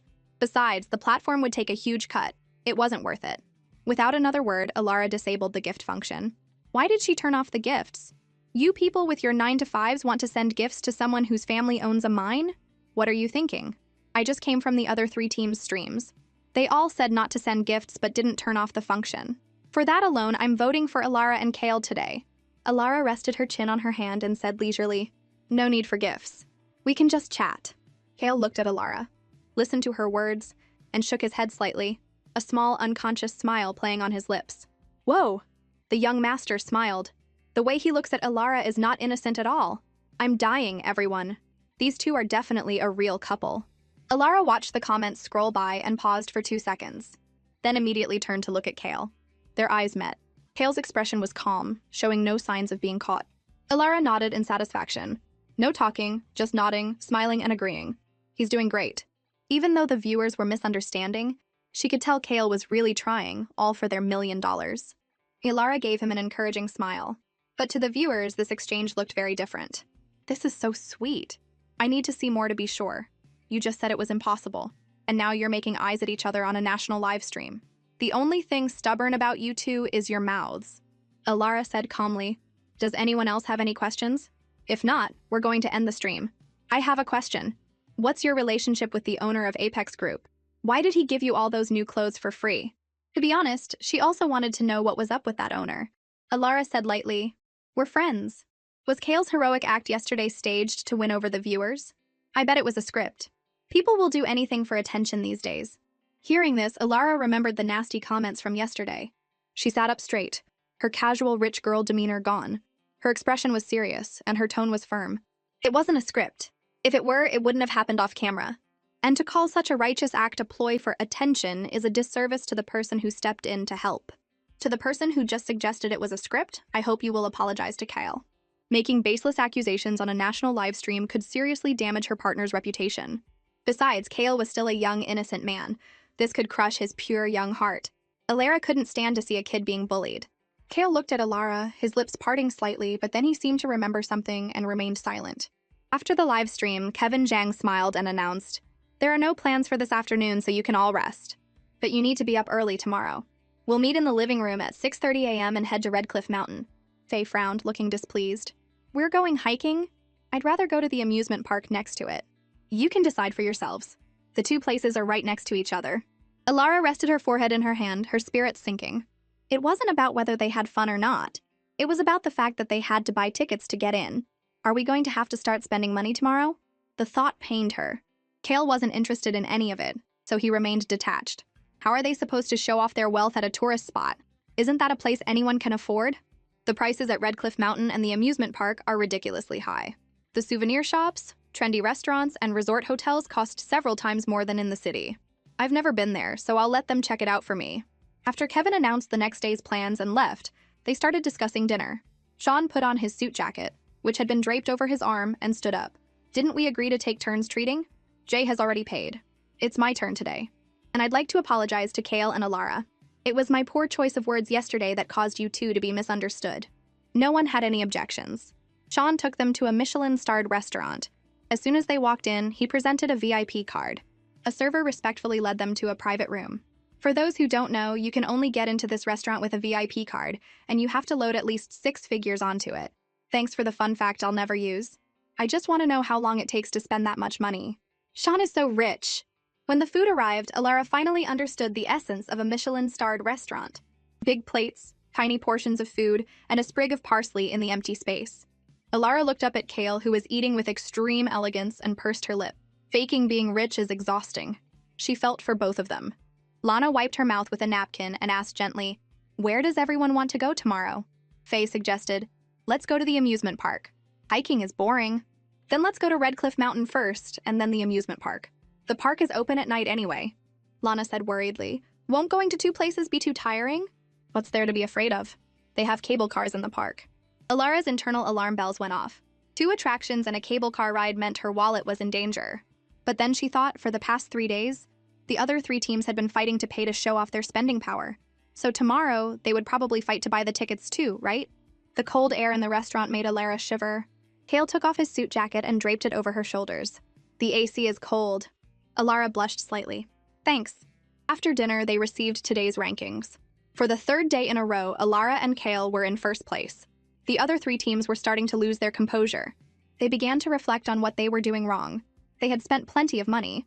So where had they gone wrong? Oh, they knew where they had gone wrong. They had spent a lot of money, while Alara hadn't spent a single cent. This couldn't go on. They had to do something to knock Alara and Kale off the top spot. Kale sat on the sofa, his long legs crossed, his posture relaxed. He lowered his gaze to his phone screen, his lips pressed into a thin line. He was watching a recording of his and Alara's live stream from that day. In short, he was catching up on the gossip about himself. Alara, sitting across from him, was completely unaware of the online buzz. She had a gut feeling that something big was going to happen tomorrow. She thought for a moment and said worriedly, "We've been in first place for 3 days straight. Do you think the other three teams will try to cause trouble tomorrow?" Kale locked his phone and put it in his pocket, his dark eyes looking straight at her. "But you're the one with nothing to lose, right? What are you worried about?" "I'm worried they'll take off their shoes and compete with me barefoot." Kale nodded. "That's not impossible," Alara mused. "So being barefoot isn't going to cut it anymore. We need to upgrade our strategy." Then Kale watched as Alara slowly raised her right hand and placed it over her heart. Kale froze. "What are you doing?" She curled her lips into a smile and said slowly, "Being barefoot is nothing. This is the secret weapon to win over the viewers." Kale quickly looked away. He cleared his throat, his gaze landing on a corner of the living room as he struggled for words. Alara pointed to her heart and said confidently, "Sincerity is the most moving thing. If we use our sincerity to win the viewers' support, we'll definitely win." Kale turned to look at Alara's incredibly serious expression, speechless. Alara lowered her hand and, remembering the viewers' comments from today, suddenly asked, "By the way, do you have a girlfriend?" Kale answered openly, "No." Alara was relieved. "Good. I was worried that with all the shipping from the viewers today, it might cause a misunderstanding between you and your girlfriend. She was here for the money, not to get involved in some messy love triangle. That kind of thing could easily affect their partnership. And if their partnership was affected, it would affect their chances of winning the $1 million. Kyle looked at her for a moment. "There is one misunderstanding, but it's not that." Kale thought for a moment, then fell silent. After a while, neither of them seemed to have anything else to say. They headed upstairs to their rooms. As they reached the turn in the stairs to the second floor, Kale suddenly stopped. Turning around, his deep eyes fixed on Alara. He was standing on the third step above her, so she had to tilt her head up to meet his gaze. Alara looked up at him, confused. "What's wrong?" Kale had one hand in his pocket and the other on the railing. He leaned down, bringing his face level with hers. The movement instantly closed the distance between them. So much so that if either of them moved just a little closer, their lips would touch. Alara could even feel the faint, cool scent from him and the warm breath from his lips. She was momentarily dazed. Then she heard his low voice, slowly saying, "Sis, I've been thinking about it, and I feel like I need to clarify something. 21 is not young." Alara paused, then suddenly understood. Kale was annoyed at being called a younger guy, and was trying to make it clear that he wasn't the kid she had described.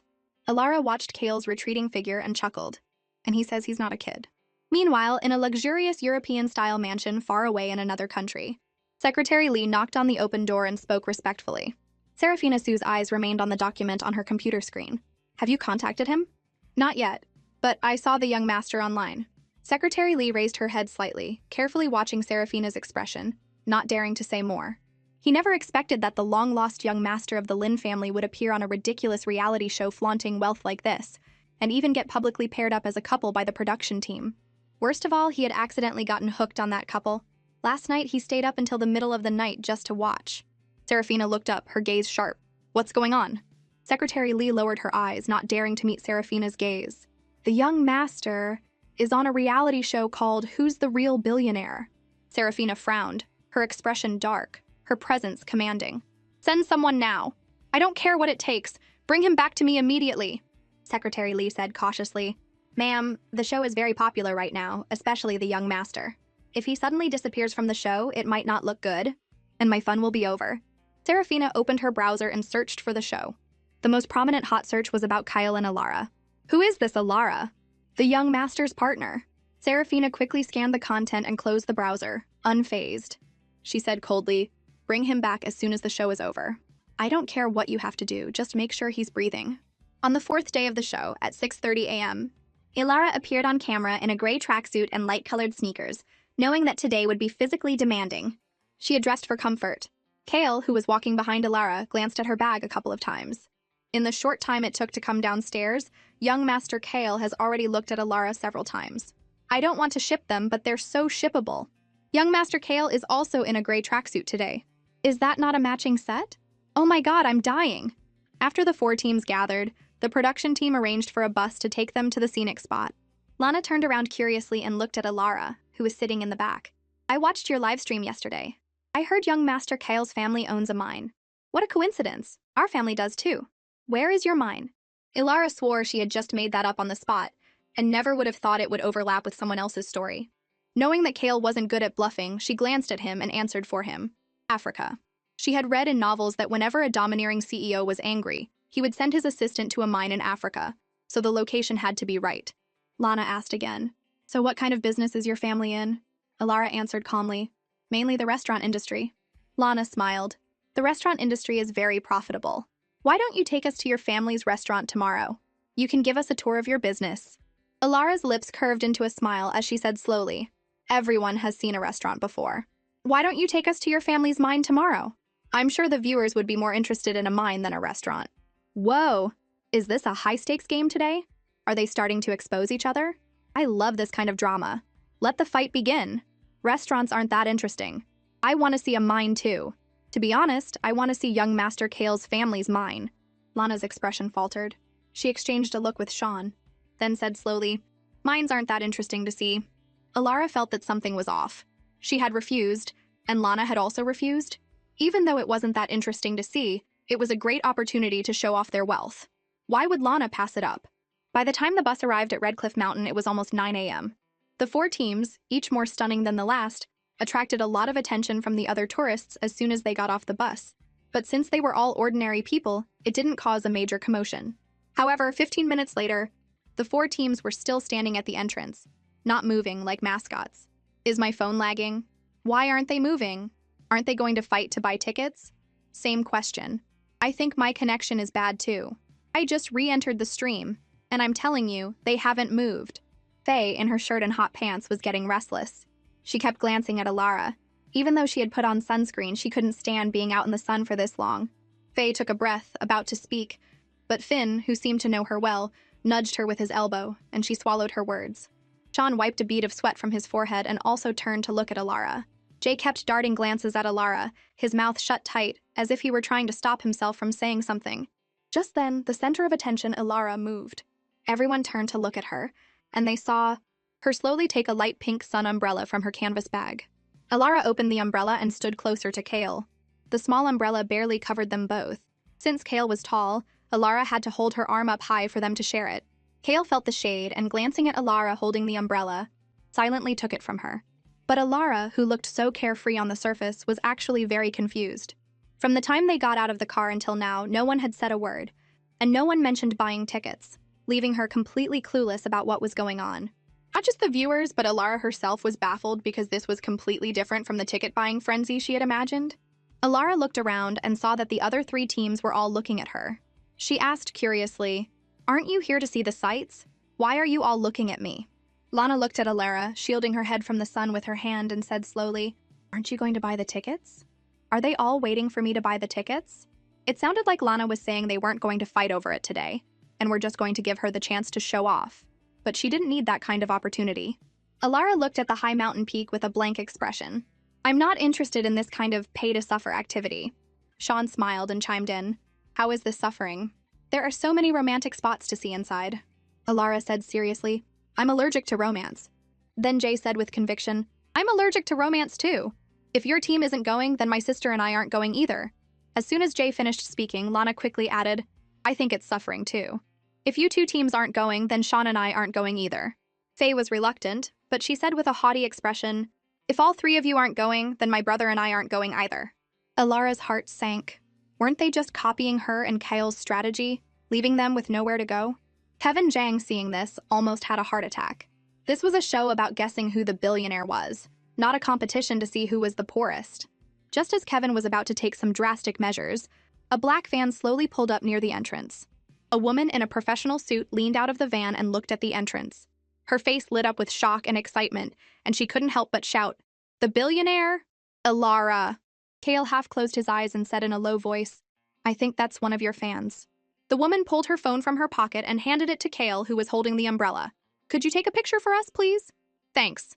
The viewers in the live stream chat burst out laughing. Isn't she a fan of the couple? Why is she asking Kale to take the picture? I'm so jealous of that fan. I want to be close to the rich girl too. Kale's long, elegant fingers picked up the phone, his expression unchanged, calmly taking on the role of an unwilling photographer. The woman then turned to Alara. Are you here to visit? I'm the manager of this scenic area. I can take you inside. Before Alara could refuse, she had already enthusiastically pulled Alara and Kale onto the van. The other 3 teams were left standing there, stunned. The woman's excitement hadn't faded. I haven't had a chance to watch today's live stream yet. I just had to step out for a bit. I'll catch up when I get back to the office. Alara, remembering her own days as an office worker, kindly advised, just watch it when you have time. Don't let it affect your work. I also wanted to ask, young Master Kale's family owns a mine, so does your family own one too? She didn't mean anything by it. She was just curious about the lives of billionaires. Alara answered with a straight face, our family is mainly in the restaurant industry. The woman glanced at Kale and asked, what kind of mine does young Master Kale's family own? What kind of mine? She had to make something up. A diamond mine. The woman's mouth dropped open in a big O, clearly shocked. I can't believe I'm sitting here chatting with 2 billionaires today. Alara silently added to herself, 2 broke people. As they chatted, the woman parked the van at a fork in the road. This is as far as I can take you. Take the path on the left. In a little while, you'll reach the cable car. It's an easy way to see the scenery. It's great. I have to get back to work, so I won't keep you. Alara opened the car door and looked back at the woman, saying sincerely, thank you. Before she left, the woman smiled and encouraged Alara, keep it up. I'm sure you'll win. Alara watched the van drive away, then placed a hand over her heart and said to Kyle, did you see my sincerity? Kale looked at her, holding the umbrella. What I saw was you lying through your teeth. Can't we just have a nice time together? Kyle felt his phone vibrate in his pocket. He took it out, glanced at it, and then started walking down the path on the right. Alara, seeing this, called out to him, where are you going? She said the view is better on the left. Kale waved his phone and said with a hint of amusement, hold on, I have a big deal to discuss with the African diamond mine. Alara muttered under her breath, still holding a grudge. Back at the entrance, Faye bought 6 tickets, and the others reluctantly followed her into the scenic area. Not long after, a tour bus drove up. Alara looked up and saw Faye get off, saying in a snide tone, why didn't you wait for us? Was it because you couldn't afford our 6 tickets? Alara shrugged, looking innocent. The whole world saw me refuse. I can't help it if my fans are too enthusiastic. Besides, didn't you all just say you didn't want to come in? Why should I force you? This is a burden that Kale and I will just have to bear alone. You call getting a free trip into the park a burden? She was forced to come in. It's not like she deliberately left them behind. What is Faye complaining about? She's just jealous. She's jealous that our girl Alara was treated so well by her fans. Faye's face stiffened for a moment, then she snorted. How convenient that a fan of yours just happened to show up, and she just happened to be the manager of this place. Who knows if you didn't just hire someone to put on a show? Why else would you have waited at the entrance for so long? Alara's lips curled into a slow smile. She stood up, walked over to Faye, and handed her a flyer she had been using as a fan. Faye looked at it, a little confused, but she took it instinctively. Before she could read it, she heard Alara's lazy voice say, I think you'll find this useful. Faye looked down at the flyer. Welcome to the psychiatric hospital. Faye looked at Alara furiously. What is that supposed to mean? Alara gave a pure, innocent smile. Delusions of grandeur are a type of mental illness. I suggest you get treated early. I already looked at the flyer for you. They have the top experts. It's quite reliable. You're welcome. Faye threw the flyer on the ground and shouted through gritted teeth, I don't need your thanks! Alara looked down at the flyer as it fluttered to the clean pavement and said sternly, pick it up. Don't litter. Faye, looking defiant, bent down, picked up the flyer and crumpled it in her hand until it was a wrinkled ball. Finn couldn't take it anymore and stepped in front of Faye. Alara, that's not necessary. Maybe my sister was a bit direct, but she had a reasonable suspicion. You don't have to call her mentally ill. Alara was about to retort when her wrist was pulled back. She stumbled back a step, and a tall figure stepped in front of her. You have a reasonable suspicion, and we have a reasonable rebuttal. Is there a problem? Kale pulled her behind him, his dark eyes fixed on Finn, his voice low. Finn was half a head shorter than Kale. Whether it was the height difference or something else, he was genuinely intimidated by the sharp, arrogant young man in front of him. He composed himself, put on a we're above this expression, and turned to lead Faye away. Faye was clearly not done. She shook off Finn's hand and, pointing at Alara behind Kale, said, You're all talk. Blat. Faye suddenly felt something cool and solid fall from the sky and land on her head. The rest of her sentence died in her throat. Alara, who had just stepped out from behind Kale, saw it and said quickly, "Don't move. That's nature's gift to you after hearing your words." As Alara finished speaking, Faye heard the stifled laughter of the other guests. Finn's face darkened, his eyes filled with disgust. "Go to the restroom and clean it up. It's bird poop." The viewers roared with laughter. "Nature's gift." "Alara, you know nature so well." The cable car station was just ahead, but Alara had no intention of taking it. Spending money was out of the question. The others turned to look at Alara, but she didn't even glance at the station.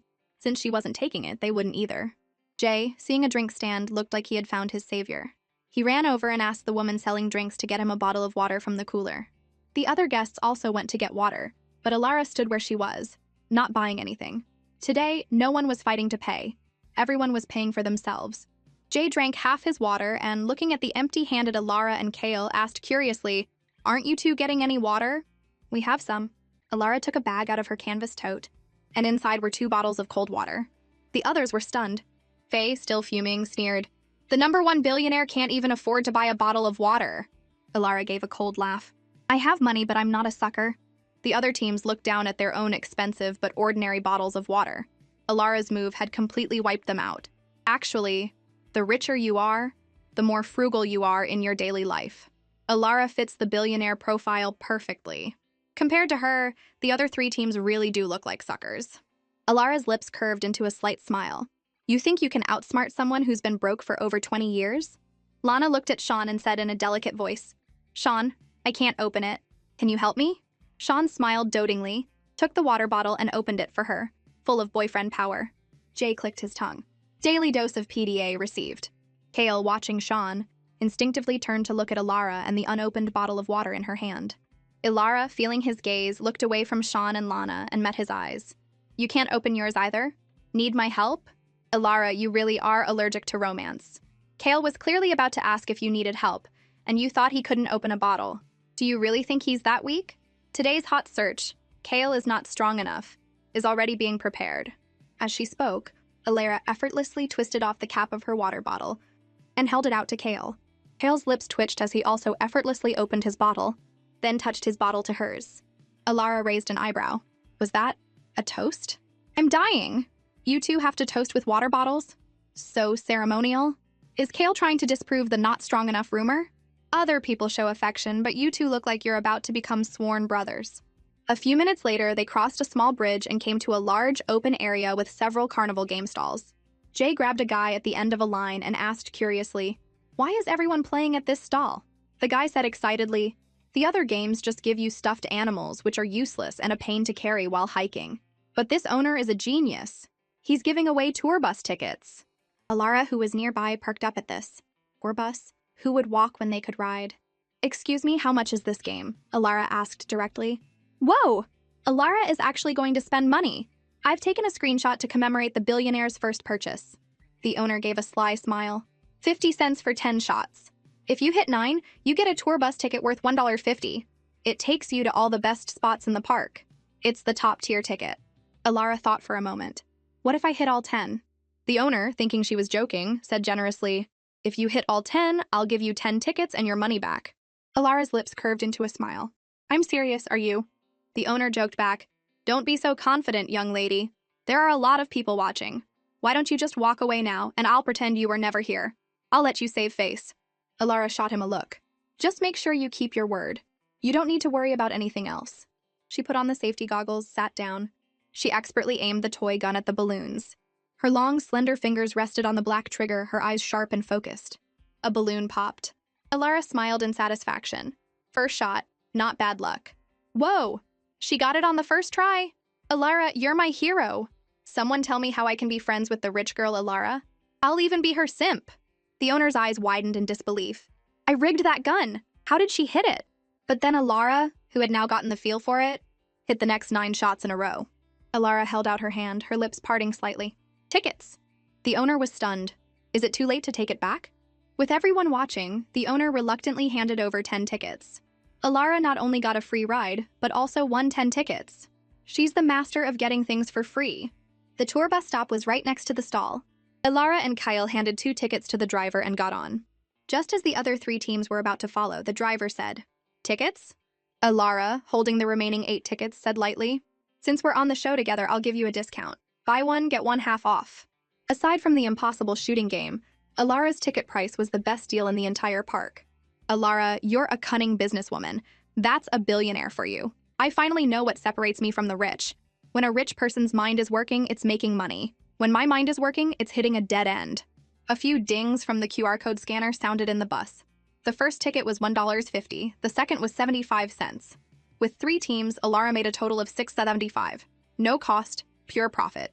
Not a bad gig. You could say Alara is generous since she gave a discount, but you could also say she's stingy since she charged them.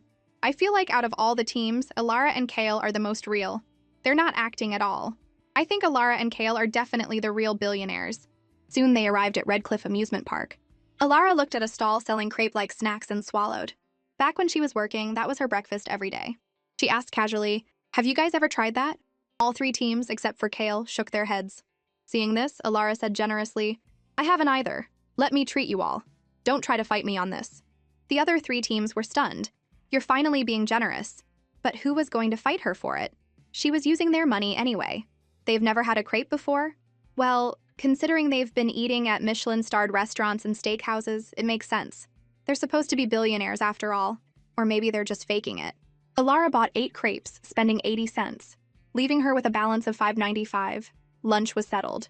The adult admission to the amusement park was $5.99. Alara held her ticket, feeling smug. I just treated everyone. They can't possibly make me pay again, right? Faye clicked her tongue, walked to the ticket counter, and bought 8 tickets. Lana glanced inside the park at the long lines for every ride and sighed. A salesperson approached them and introduced the VIP All-Access Pass, which included free food and accommodation, and allowed them to skip the lines. Faye asked, "How do I get one?" The salesperson explained, "You just need to pay a $3,000 membership fee and then load $8,000 onto the card." As soon as the salesperson finished, Lana saw Alara digging through her canvas bag. Was she looking for her wallet to buy the All-Access Pass? Lana was surprised. Are you going to buy that? She couldn't believe that the frugal Alara was about to spend so much money on an All-Access Pass. Alara finally found what she was looking for in her bag. A moment later, she pulled out her phone and said tonelessly, "I'm not going on any rides, so why would I buy a pass? You guys go ahead. I'll find a place to wait for you." I shouldn't have gotten my hopes up. Life is all about having a membership. It gives you special privileges for everything. But I think I'll pass on this one. Alara turned to Kale. "Aren't you going to play?" Kale looked up at her and said with a straight face, "No, I'm not done with the deal for the African diamond mine. I need to sort out some details." He's getting good at this new identity, she thought. He's not so bad at bluffing after all. Alara took out her phone and started looking for a place to sit. "Hey, can I get your number?" A young man in trendy clothes with a bright smile walked up to her. Alara politely refused. "Sorry, no money, no career, I'm not dating." The young man looked disappointed but didn't want to give up. "Really? Is there no chance?" This time, before Alara could speak, a deep, magnetic, and completely cold voice answered for her. "You're not her type, you're too young. She's not into younger guys." "Oh no!" The young man was speechless. "You can refuse me, but do you have to be so brutal? A man can't be told he's not good enough. Our girl Alara is so popular." The young man looked at Kale, the one who had spoken, and noticed that he and the young woman were wearing matching tracksuits, looking very much like a couple. And Kale's eyes were cold and sharp, his tone aggressive and unfriendly. The young man, holding on to a sliver of hope, asked him, "Are you her boyfriend?" Alara quickly clarified, "He's not." The young man breathed a sigh of relief. "Then he's a younger guy just like you." The young man felt a little better. So he wasn't the only one who had been rejected. He looked at Kale with a hint of sympathy. "So we're in the same boat. It seems you've been rejected too." Kale gave the clueless guy a cold look and corrected him. "I'm not like you." The clueless guy was confused. "How are you different?" Alara also turned to look at Kale, curious to know how they were different. Kale held out his phone, tilting his head up slightly. "She's the one who asked for my number." The young man had been rejected when he asked for her number, while Alara had been the one to ask for Kale's. They were indeed different. To the young man who couldn't even get her number, Kale was already miles ahead. But the young man's thought process was unique. He completely missed the "we're not on the same level" point Kale was trying to make. "So she got your number just to reject you when you asked her out?" Kale glanced at him, ready to leave. Talking to an idiot was lowering his IQ. Alara stepped in to explain for Kale. "He didn't ask me out." The young man pouted, feeling even more sorry for Kale. "Rejected before you even asked. That's rough." Kale was speechless. It would have been better if she hadn't explained. The young man had managed to get a double kill. Then Kale said coolly, "I have her number." A fatal blow. The young man who hadn't gotten her number clutched his chest. "You win! You're good at twisting the knife." Is Kale showing off that she asked for his number? Can we just move these two billionaires to the dating show next door? I need to keep shipping them. After the young man left, Alara found a bench and sat down. Kyle sat down next to her, leaving a respectable distance between them.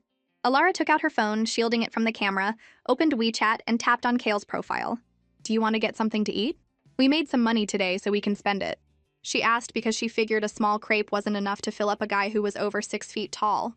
And he was still a growing boy. Kale took out his phone, looked up at her, and then typed, "Even if it's over $1? Alara scoffed. "You say that like I'm cheap." Hearing her scoff, Kale was about to reply, "Aren't you?"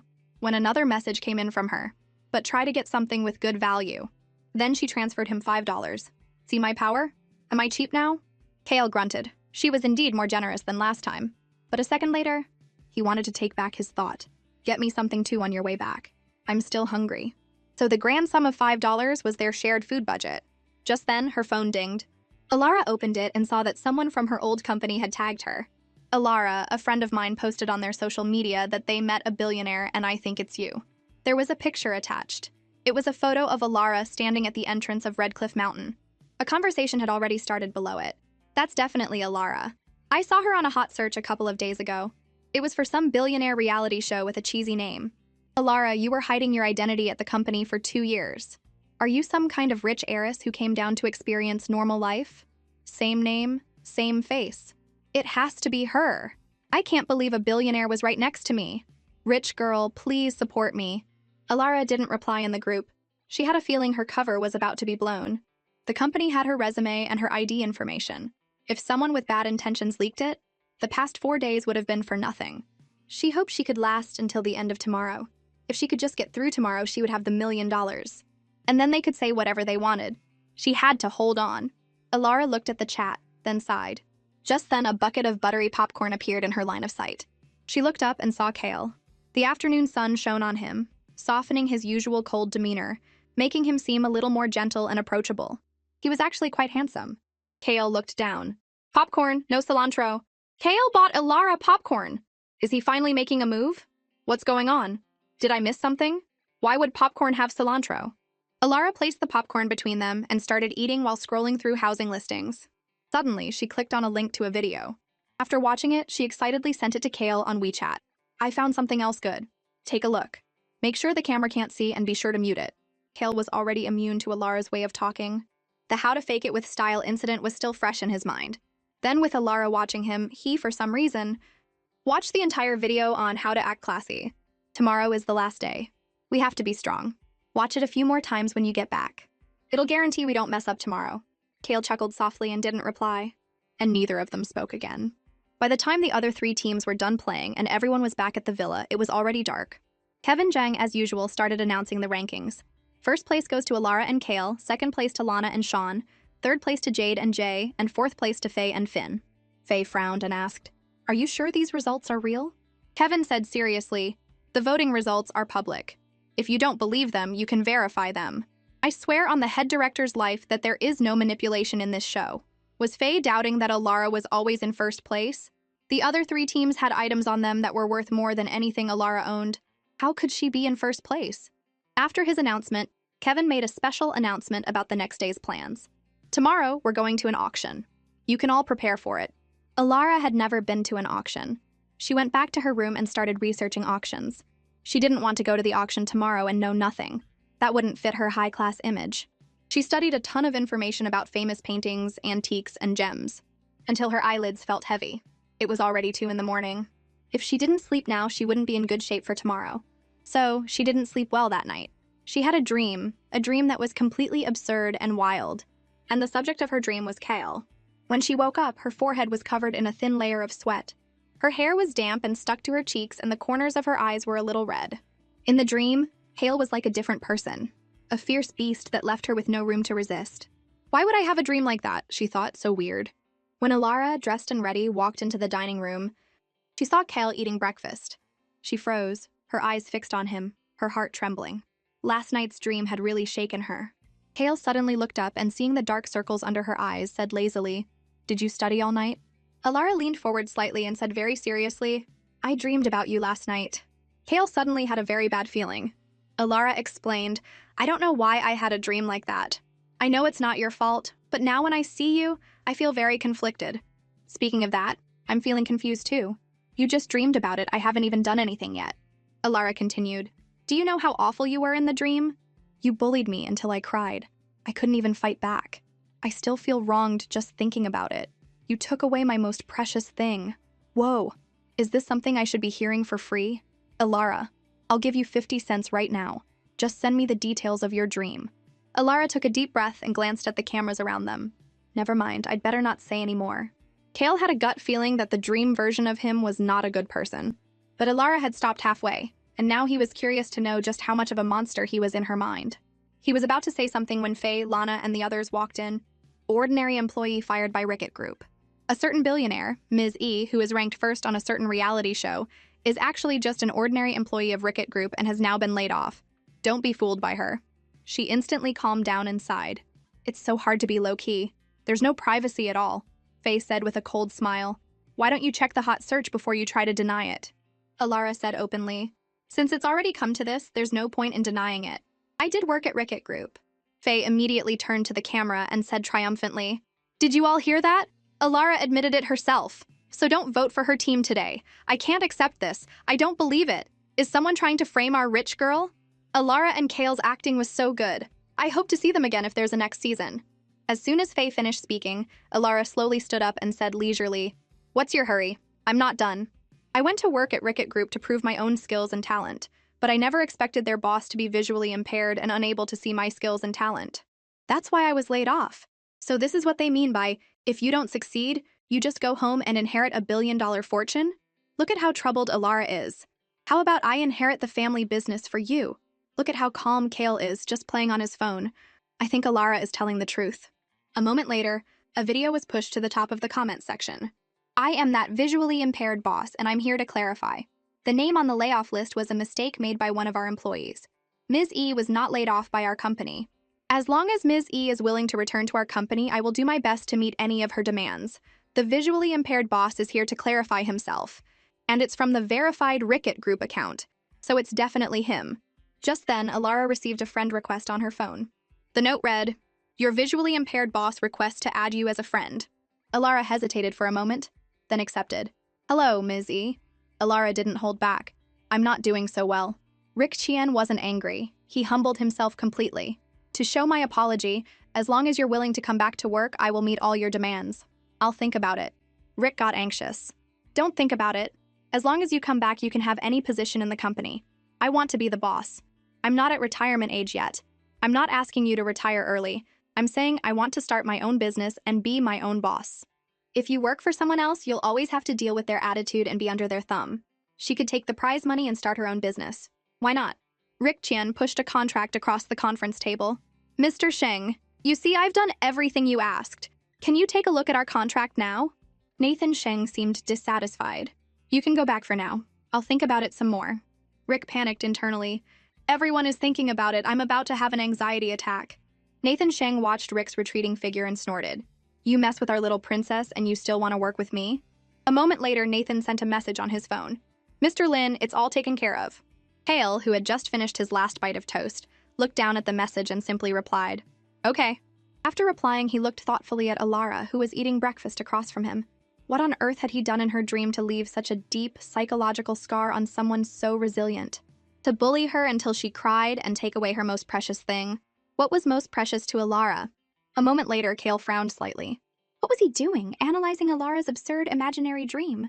Kale immediately pushed the thoughts out of his head, stood up, and went back to his room to change. After finishing breakfast, Alara also went back to her room to change.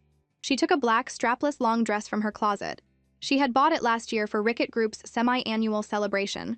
The company had required everyone to dress in high-end attire to project an image of prestige and success. She had only worn it once because it was too restrictive for squeezing onto buses and subways, hindering her ability to move freely. But it was perfect for today's auction. Another day of simping for my wife. The rich girl looks so beautiful today. I'm suddenly a little jealous of Kale. As soon as Alara came downstairs, she saw Kale in a suit. His tall, slender figure was striking and eye-catching. The black suit accentuated his cool, noble demeanor, making him seem even more composed and reserved than usual. Alara walked up to him and whispered a compliment. "You look quite handsome today." Kale gave her a lazy glance. "Just today?" Alara's eyes crinkled into a smile as she praised him sincerely. "You're handsome every day." Good partners needed to encourage each other daily. Kale seemed pleased, a barely perceptible smile gracing his lips. "What about me?" Alara asked expectantly. Kale didn't even look at her as he coolly uttered one word: average. Alara let out a long, drawn-out, "Oh," and like a true drama queen, wrapped her arms around herself. Her eyes filled with a faint sadness. "I'm so cold," she said pitifully. Kale said tonelessly, "It's 82 degrees today." "I'm talking about," Alara said, emphasizing each word, "my heart, sis. It's cold." A moment later, Alara saw Kale take off his suit jacket and drape it over her shoulders. The jacket, with its cool, clean scent, easily enveloped her small frame. He leaned in slightly, bringing his face close to hers. A faint, well-behaved smile on his lips, and his voice was low and slow. "You should wear more, sis. Then your heart won't be cold." "Who told you that wearing more would warm my heart?" "And I didn't want a jacket. I wanted a sincere compliment. It's 82 degrees out and you're giving me a jacket. You're so good at caring for people." This guy's emotional intelligence was destined for a life of solitude. Before they left, Kevin Zhang explained the day's schedule. "Today we're going to the Fuji auction. After the auction, there will be a dinner. Once the dinner is over, our show will be coming to an end. Tonight, I will announce the final results, and the winning team will take home the $1 million cash prize." The car's air conditioning was on, so the temperature was low, and wearing the jacket wasn't hot at all. It was actually very comfortable. So comfortable, in fact, that Alara forgot to give it back to Kale. She felt so comfortable she wanted to sleep. She was so sleepy. Staying up all night studying and then having that dream had left her exhausted. Thinking of the dream, Alara glanced at Kale, who was sitting next to her. Her eyes seemed to hold a small knife, which she metaphorically stabbed into him.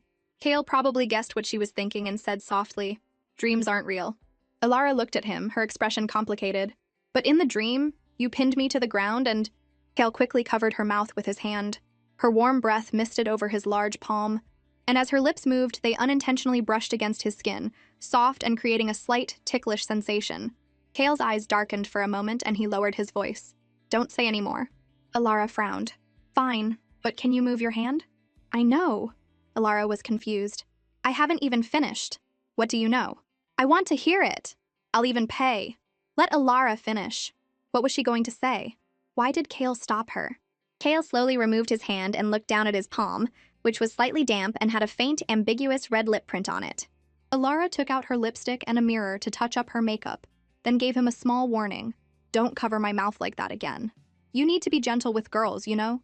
Kale rested the arm that had covered her mouth on his leg, palm down, and turned to look out the window, remaining silent and letting her say whatever she wanted. An hour later, they finally arrived at the Fuji auction. From the first car, Sean stepped out, walked around the front, and gallantly opened the door for Lana. His gentle gaze fell on her luxurious gown as he held out his hand and said softly, "Be careful." The second car brought Faye and Finn. She looked up at the entrance of the Fuji auction, her eyes filled with a sense of arrogant determination. The third car carried Jade and Jay. After opening the door for Jade, Jay bowed and made a please gesture. Jade, seeing his cringy act, warned him, "Be normal, especially when we get inside." Kale opened his door and Alara did the same. She immediately took off the suit jacket and handed it back to him. Alara and Kale followed the other three teams into the auction house. It was truly a high society event. The decorations in the lobby alone were worth more than an ordinary person could earn in several lifetimes. She stared through the glass at a pigeon egg-sized gem necklace, a dazzling diamond, and a fan made of gold, and couldn't help but swallow. She wanted to take it all home. She didn't know if real billionaires were above such material desires, but she was definitely not. "No, I have to stay calm. I have to control myself." Kale, standing beside her, watched as her expression shifted from longing to a desire for possession, and finally to a restrained indifference. Just as Alara pulled herself away from the jewelry, she scanned the crowd in the lobby. Oh my God. Such important people are here. There was Mr. Sterling, one of the country's top tycoons, and her favorite actor, Aiden Pei. Alara never dreamed she would be so close to such big shots. She allowed herself a moment of weakness as her knees went numb. Just then, Aiden Pei walked past her.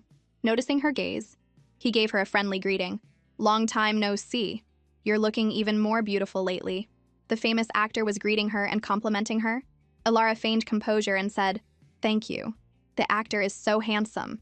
I'm going to be glued to my screen. Aiden Pei knows Alara. Who's going to doubt her billionaire status now? Aiden Pei nodded slightly and smiled. Let's get dinner together sometime. Kale suddenly spoke up. You like his type? Alara's expression had clearly been different when she was looking at Aiden Pei. Alara answered truthfully. My mom does. She's a huge fan of his. Kale slowly nodded. Faye, seeing that Alara was chatting with Aiden Pei, couldn't be left behind. A billionaire at such a high-end event had to have some connections. Faye took out her phone and made a call. Soon, a man with a beer belly walked over from the crowd. Faye Finn, you're here too? Uncle Chen, Faye said sweetly. Mr. Chen smiled in satisfaction. Let me take you to the front seats. As if to show off, he added, let's have Alara and the others join us. Even though Alara knew the actor, he had only spoken to her for a moment and then moved on. Their relationship was clearly not that close. They all sat down together. Faye introduced the other 6 guests to Mr. Chen. When she got to Alara and Kale, she deliberately emphasized, this is young Master Kale, whose family owns a mine in Africa, and this is Miss Alara. Coincidentally, her family is also in the restaurant industry. Faye didn't believe for a second that Alara's family was actually rich. When Mr. Chen started talking about high-end restaurant management, if Alara couldn't answer, it would prove she wasn't a real billionaire. Mr. Chen, hearing they were in the same industry, smiled even more warmly. I'm also in the restaurant business. Does your family run a Western or Chinese restaurant? Alara didn't know Mr. Chen, but from his appearance, he was likely a big shot in the restaurant industry. Faye was really trying to stir up trouble by having her, whose family owned a small bun shop, chat with a restaurant mogul.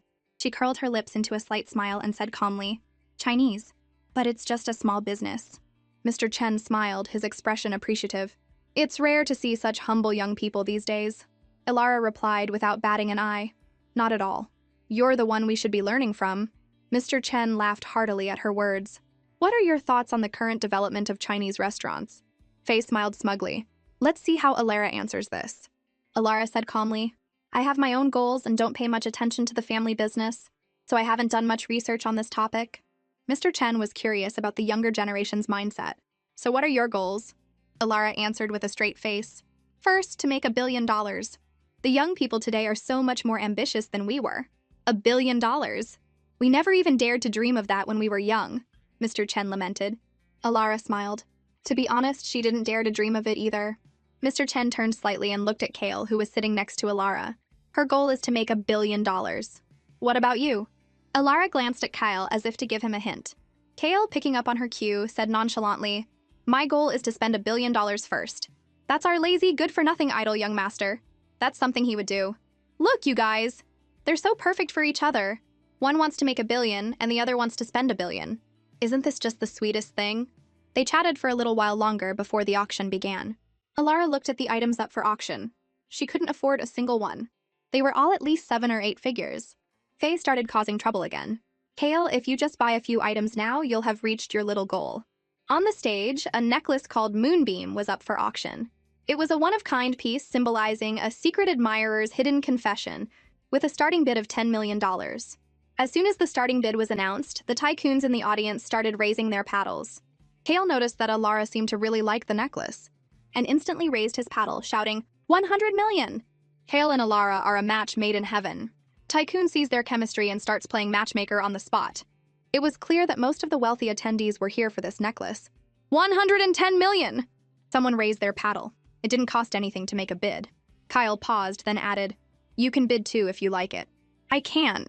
If I bid, my image as a refined billionaire will be ruined, Alara said very seriously. Sean smiled slightly. That necklace is beautiful. I'll buy it for you as a birthday present. Lana demurred. That's too extravagant. I don't need such an expensive gift. Alara looked at him. The necklace is nice, but it's not worth 100 million.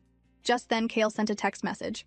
The auctioneer received it and immediately announced, A mysterious buyer has secured this item with a bid 3 times the auction price. Alara, hearing this, complained to Kale, Did you hear that? 300 million! What kind of colossal sucker would pay that? Kale just nodded helplessly. Sean looked disappointed. That's a shame. I'll find you a new gift another day. Lana held his arm and comforted him softly. I'll love anything you give me. Alara nudged Kyle. But your act of pretending to bid was very billionaire-like. Keep it up. After the auction, everyone moved on to the dinner, which was held on the floor above the auction hall. Since the attendees were all wealthy, the dinner was, of course, incredibly luxurious. Finn said with a fawning smile, Mr. Sterling, this is my sister, Faye. I hope you'll look out for us in the business world in the future. He held out his wine glass, about to clink it with Mr. Sterling's. Mr. Sterling raised a hand to block him, his deep, authoritative voice saying slowly, "I don't drink." Mr. Chen, who was nearby, tried to smooth things over with a smile. "Why are you still so old-fashioned? Can't you give the young people a chance?" Mr. Sterling, in his typical tycoon fashion, said, "Opportunities are earned, not given." After being rejected by Mr. Sterling, Sean, Lana, Jade, and Jay, who had been about to stand up, paused and sat back down. Mr. Sterling is a true tycoon. He's on a completely different level from these young people. His presence is so powerful. Alara's team has to be the real deal. While the other 3 teams were getting ready to schmooze with Mr. Sterling, Alara didn't even move. Alara, who hadn't had a chance to stand up yet, thought to herself, "Good thing I was busy eating and was slow to get up." Sometimes being a little behind had its advantages. But Kale, beside her, was also incredibly calm. He hadn't even glanced at Mr. Sterling once. He exuded an air of, "Mr. Sterling isn't even worthy of my attention." This kid was really good at faking it. And then, the 2 of them caught the tycoon's attention. Mr. Chen introduced them directly as one is Alara, who wants to make $1 billion, and the other is Kale, who wants to spend $1 billion. Alara and Kale gave a slight nod, a silent greeting. Mr. Sterling laughed. "That's an easy problem to solve. Kale can just give you the $1 billion, and you'll both have reached your goals." Mr. Chen disagreed. "But then the young man would lose out, wouldn't he? The young lady would have made her $1 billion. But what would he get out of spending his?" "That's not hard to solve either," Mr. Sterling said, putting his business acumen to use. "Kale can just marry Alara. Do tycoons like to ship couples too? I think our ship has a name now. Let's call them the $1 billion couple." Alara coughed a few times. Logically, what Mr. Sterling said made perfect sense. But the problem was, Kale didn't actually have $1 billion. This was getting off topic. So she calmly explained to Mr. Sterling that she didn't want to make money for the sake of money, but to experience the joy of earning it and enrich her life.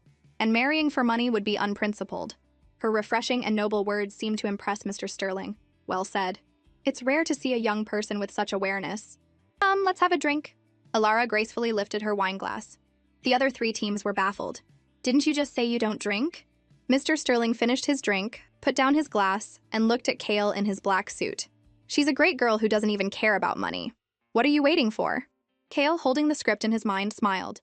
"She's probably a girl who likes nothing but money." Alara's hand holding the wine glass paused.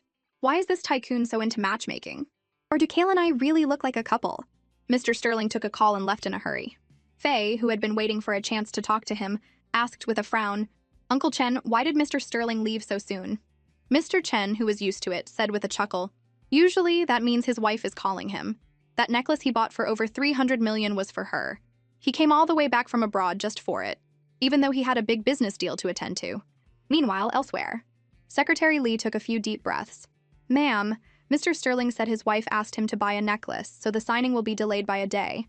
As an apology, he's willing to offer an extra 10% profit." Serafina Sue's voice was cold. "I know." Secretary Lee stood there, completely shocked.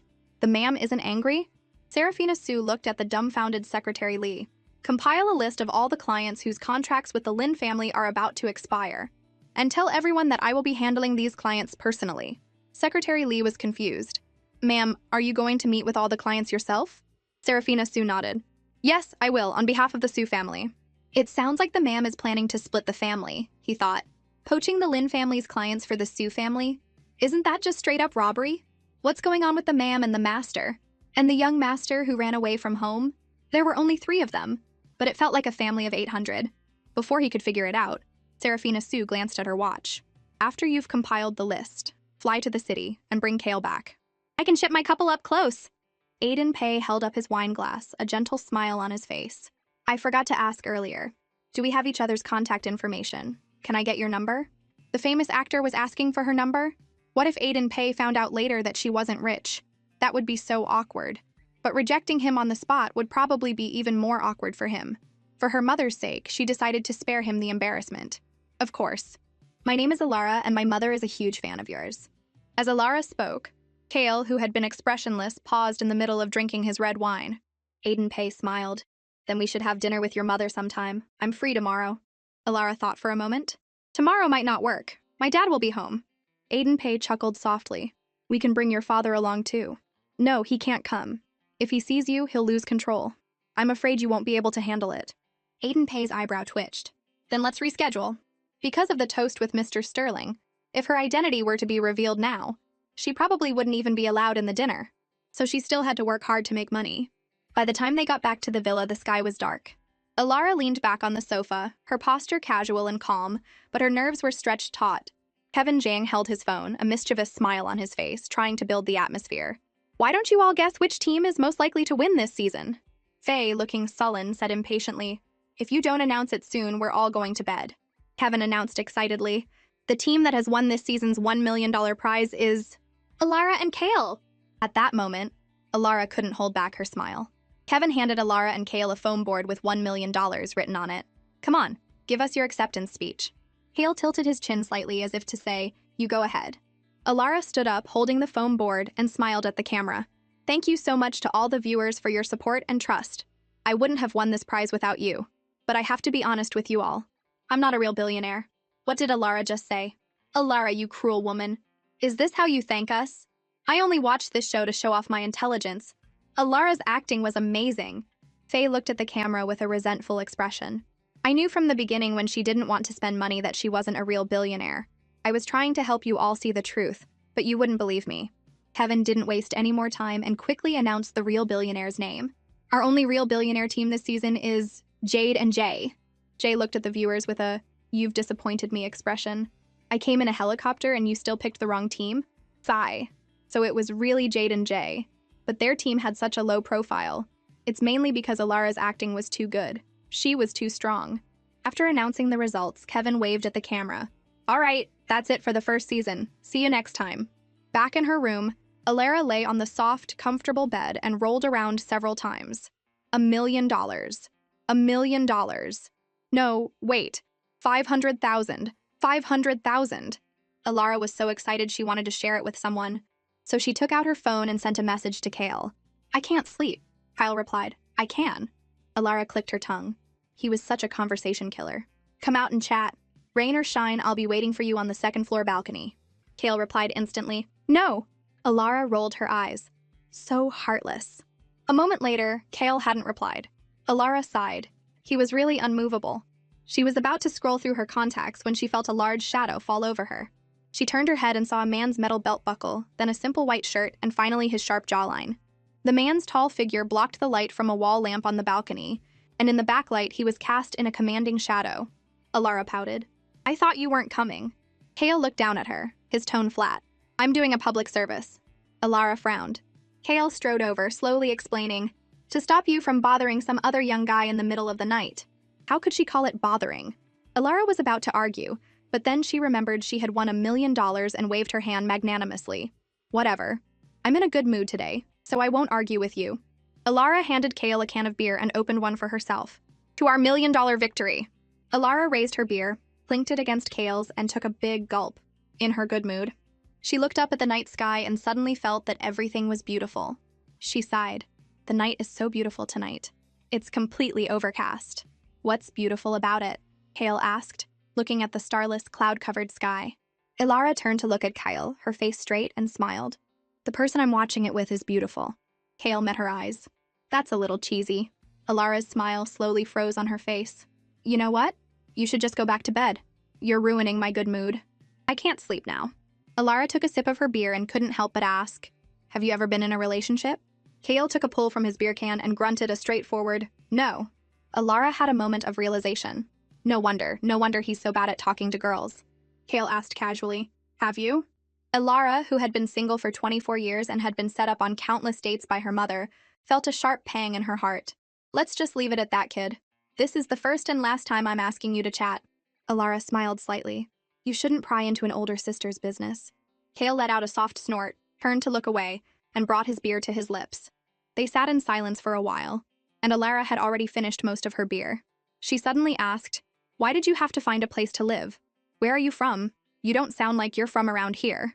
After she spoke, a silence fell between them. Kale leaned forward, resting his elbows on his knees, his fingers tightening around the beer can.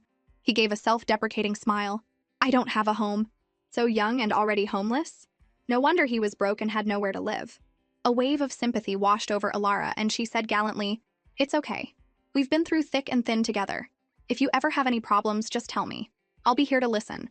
Kale was about to say something when it suddenly started to rain.